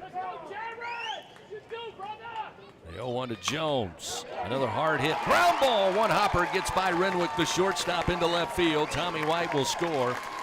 And Jared Jones, with his 58th run batted in of the year, makes it 12-6 LSU. Still just 1 out, top of the 9th. Runners on the corners, first and third for the Tigers. We'll have to talk to that guy that was screaming right in the middle of the pitch to old Jared Jones, telling me he was due. Thank goodness Jared Jones got a hit there. That was his 3rd hit of the day, wasn't it? Yeah. Yep, Jared now with 3 singles on the day after striking out in his first 2 plate appearances. Very similar to a Baba Booey in the middle of a swing in a PGA literally championship. There's a pitch outside. But like a pro, Jared had no problem. It's 1-0 now, the count to Josh Pearson, who's had a heck of a day, 3 of 4. A couple of doubles, a 2-run homer, 3 runs batted in. Pitch on the inside corner. That's a good Called pitch. strike. It's 1-1. White 2 for 5, Milam 2 for 6, Jones 3 for 6, Pearson 3 for 4, Braswell 3 for 4. I'd say the top produced pretty well today. 1 out, runners on the corners, 1-1 to Pearson. Chases one down low, swing and a miss, and it's 1-2. While we have a moment, let's pause 10 seconds. Station identification on this, the LSU Sports Radio Network. This is LSU Fighting Tiger Baseball on the 5, LSU Sports 4, Radio Network 3, and the LSU 2, Sports mobile 1. app. After trailing Wofford 5-0 early, they now lead 12-6 to the Tigers. Here's the 1-2 pitch to Pearson. Swatted but foul down the right field line. He is loved right field today. That one just a little off the mark. Still 1 ball and 2 strikes. Sun is out here in Chapel Hill on a Sunday afternoon. Wofford and LSU trying to get to tonight's game against the number 1 seed here in Chapel Hill, the homestanding Tar Heels of North Carolina. 1-2 to Pearson. Launches it high in the air, but not very deep to right field. David Wiley coming in. Will field it, but certainly deep enough for Milam to tag up, come in to score. Another ribby for Josh Pearson. That'll make it 13-6 LSU. Now 4 RBI on the day for Josh Pearson. 2-run homer in the 5th, RBI double in the 8th, and now a sac fly here in the 9th. That's the postseason JP Yes. we all know and love. Yeah, he's also scored 4 runs today. That's why Jay Johnson always says, I know the numbers don't always reflect it, but I trust Josh Pearson as much as anyone in our lineup. Braswell to the plate. He's 3 for 4 today. And the first pitch from Compton at the bell to strike, and it's 0-1. Pearson responsible for 8 of our 13 runs.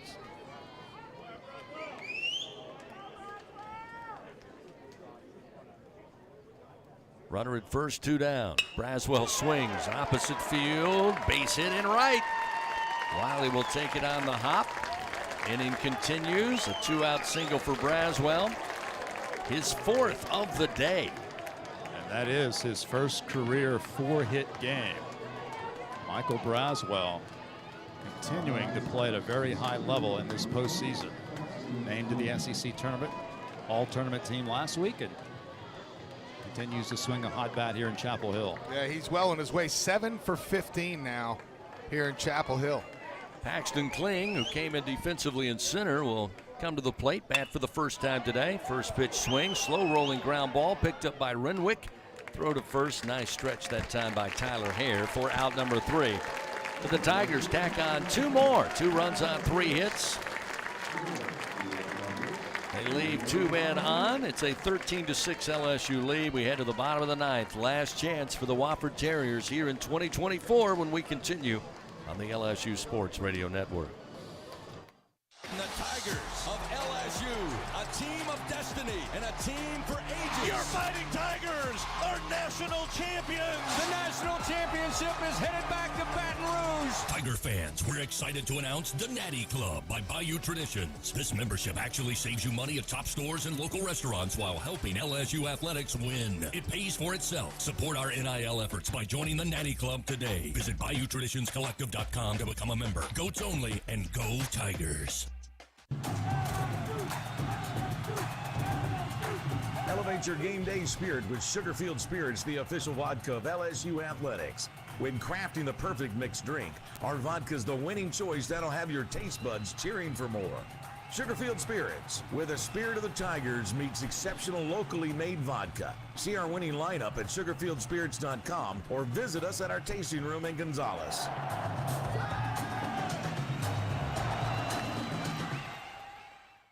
Albertsons is making shopping and saving easier than ever. Check out Albertsons For You in our mobile app, where you can shop for groceries and save weekly with digital coupons all in one place. With Albertsons For You, you can earn rewards points every time you shop and redeem them for free groceries. Brand new Albertsons For You members receive $5 off their next $25 purchase just for signing up.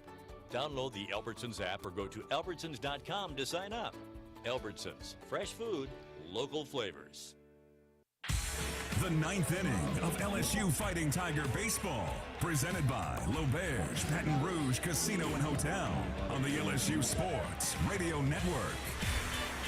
Bottom of the 9th inning here on Sunday afternoon. LSU in control of this one, 13-6 over the Wofford Terriers. Coach J.J. Edwards and his squad down to their final 3 outs. Winners of the Southern Conference Tournament to punch their ticket for just the second time into the field of 64 on the road to Omaha.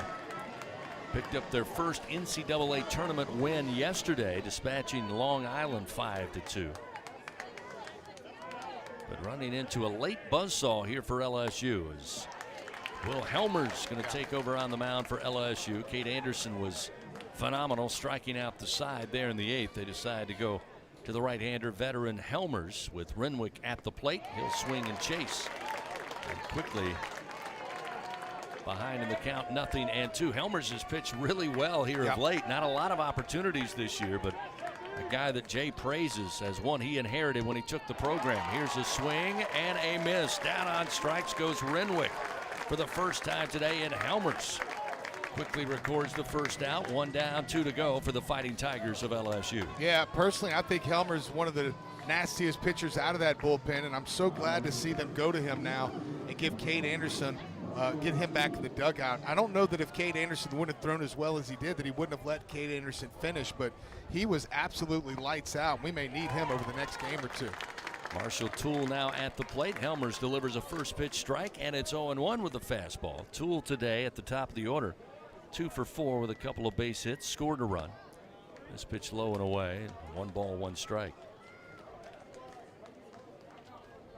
Toole a base hit, scored in that first inning when Wofford took a 5-0 lead. Scored the first run of the game. The 1-1, swing and a miss. Fastball away and just low enough at the knees, but he couldn't stay away. 19th appearance for Wild Bill Helmers, enters this game with a 3.24 ERA.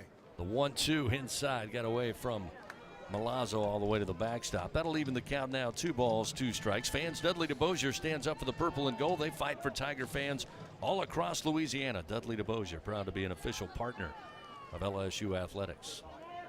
Nobody on, 1 out. Bottom of the 9th. Tigers up 13-6. Helmers 2-2 pitch. Swung on, lifted foul back behind us.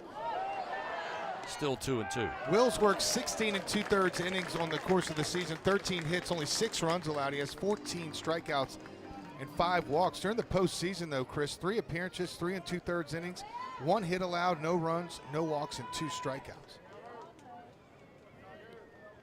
2-2 pitch outside. That'll fill the count now to Toole. 375 hitter on the year. Coming into today's second leading hitter for the Terriers behind Bryce Martinez. That pitch just missed low. Looked like it caught the knees, but not according to Danny Jimenez, the home plate umpire. And Helmers gives up a 1-out walk here in the 9th. I was just bragging on him. Just bragging on him. Goes to show you. Well, I tell you. Dixon Black, the right-hander, now to the plate. Black 0 for 3 and a sac fly RBI in the 4th. Punched out by Ackenhausen in the 1st and again by Herring in the 2nd. Last time lined out to the shortstop. First pitch swing to center field it goes. Paxton Kling coming in. Paxton has it. 2 down. 1 to go for the Fighting Tigers of LSU. Let's go, baby. Well, I tell you what. I know this one isn't over yet, but one way or another, I'm sure you feel the same way. I'm proud of the gut, resolve, the grit. I mean, 5 runs in the first inning, dude. I can't tell you, man. It's tough to come back against a high school team if you give them 5 in the first. So now Martinez, again the leading hitter for the Terriers, coming in with a 382 average. Will swing and foul it back and then fall on home plate. He was trying to put that one all the way to Durham. Well, that's the wrong way to do it, right? I mean, there's 0 balance on that swing. The likelihood of that one getting out of here was not very good. 0-1 the count. Martinez back to his feet. The pitch from Helmers. three-quarter swing, fouls it into the screen just in front of the dugout of LSU, and it's now 0-2. The Tiger fans rise to their feet here at the Bosch. 2 outs, runner on at first. Tigers up 13-6 here in the bottom of the 9th inning. Helmers from the stretch. Martinez at the plate. The pitch. Low and outside as Toole will tool his way into second base with no throw. It's now 1-2. Well, he wasn't comfortable the first 2 fastballs up in the inner part of the plate. Let's see here. The 1-2, called strike 3. Martinez down on strikes for the second time today, and the Tigers come from behind and send Wofford home with a 13-6 win here in Chapel Hill. LSU will fight on to take on the number 1 seed North Carolina later this evening, 6 o'clock Eastern, 5 o'clock Central. But the Tigers, a little sigh of relief after getting down early 5-0. They battle back, mash out 13 runs on 21 hits. Wofford 6 runs on 8 hits. The Terriers' season comes to an end. Historic for Wofford. Again, as we told you, second appearance in the tournament, picked up their first win yesterday. But the end of the road comes today to the reigning national champs, LSU. 13-6 the final. Back with more on the LSU Sports Radio Network. Find more at L'Auberge Baton Rouge.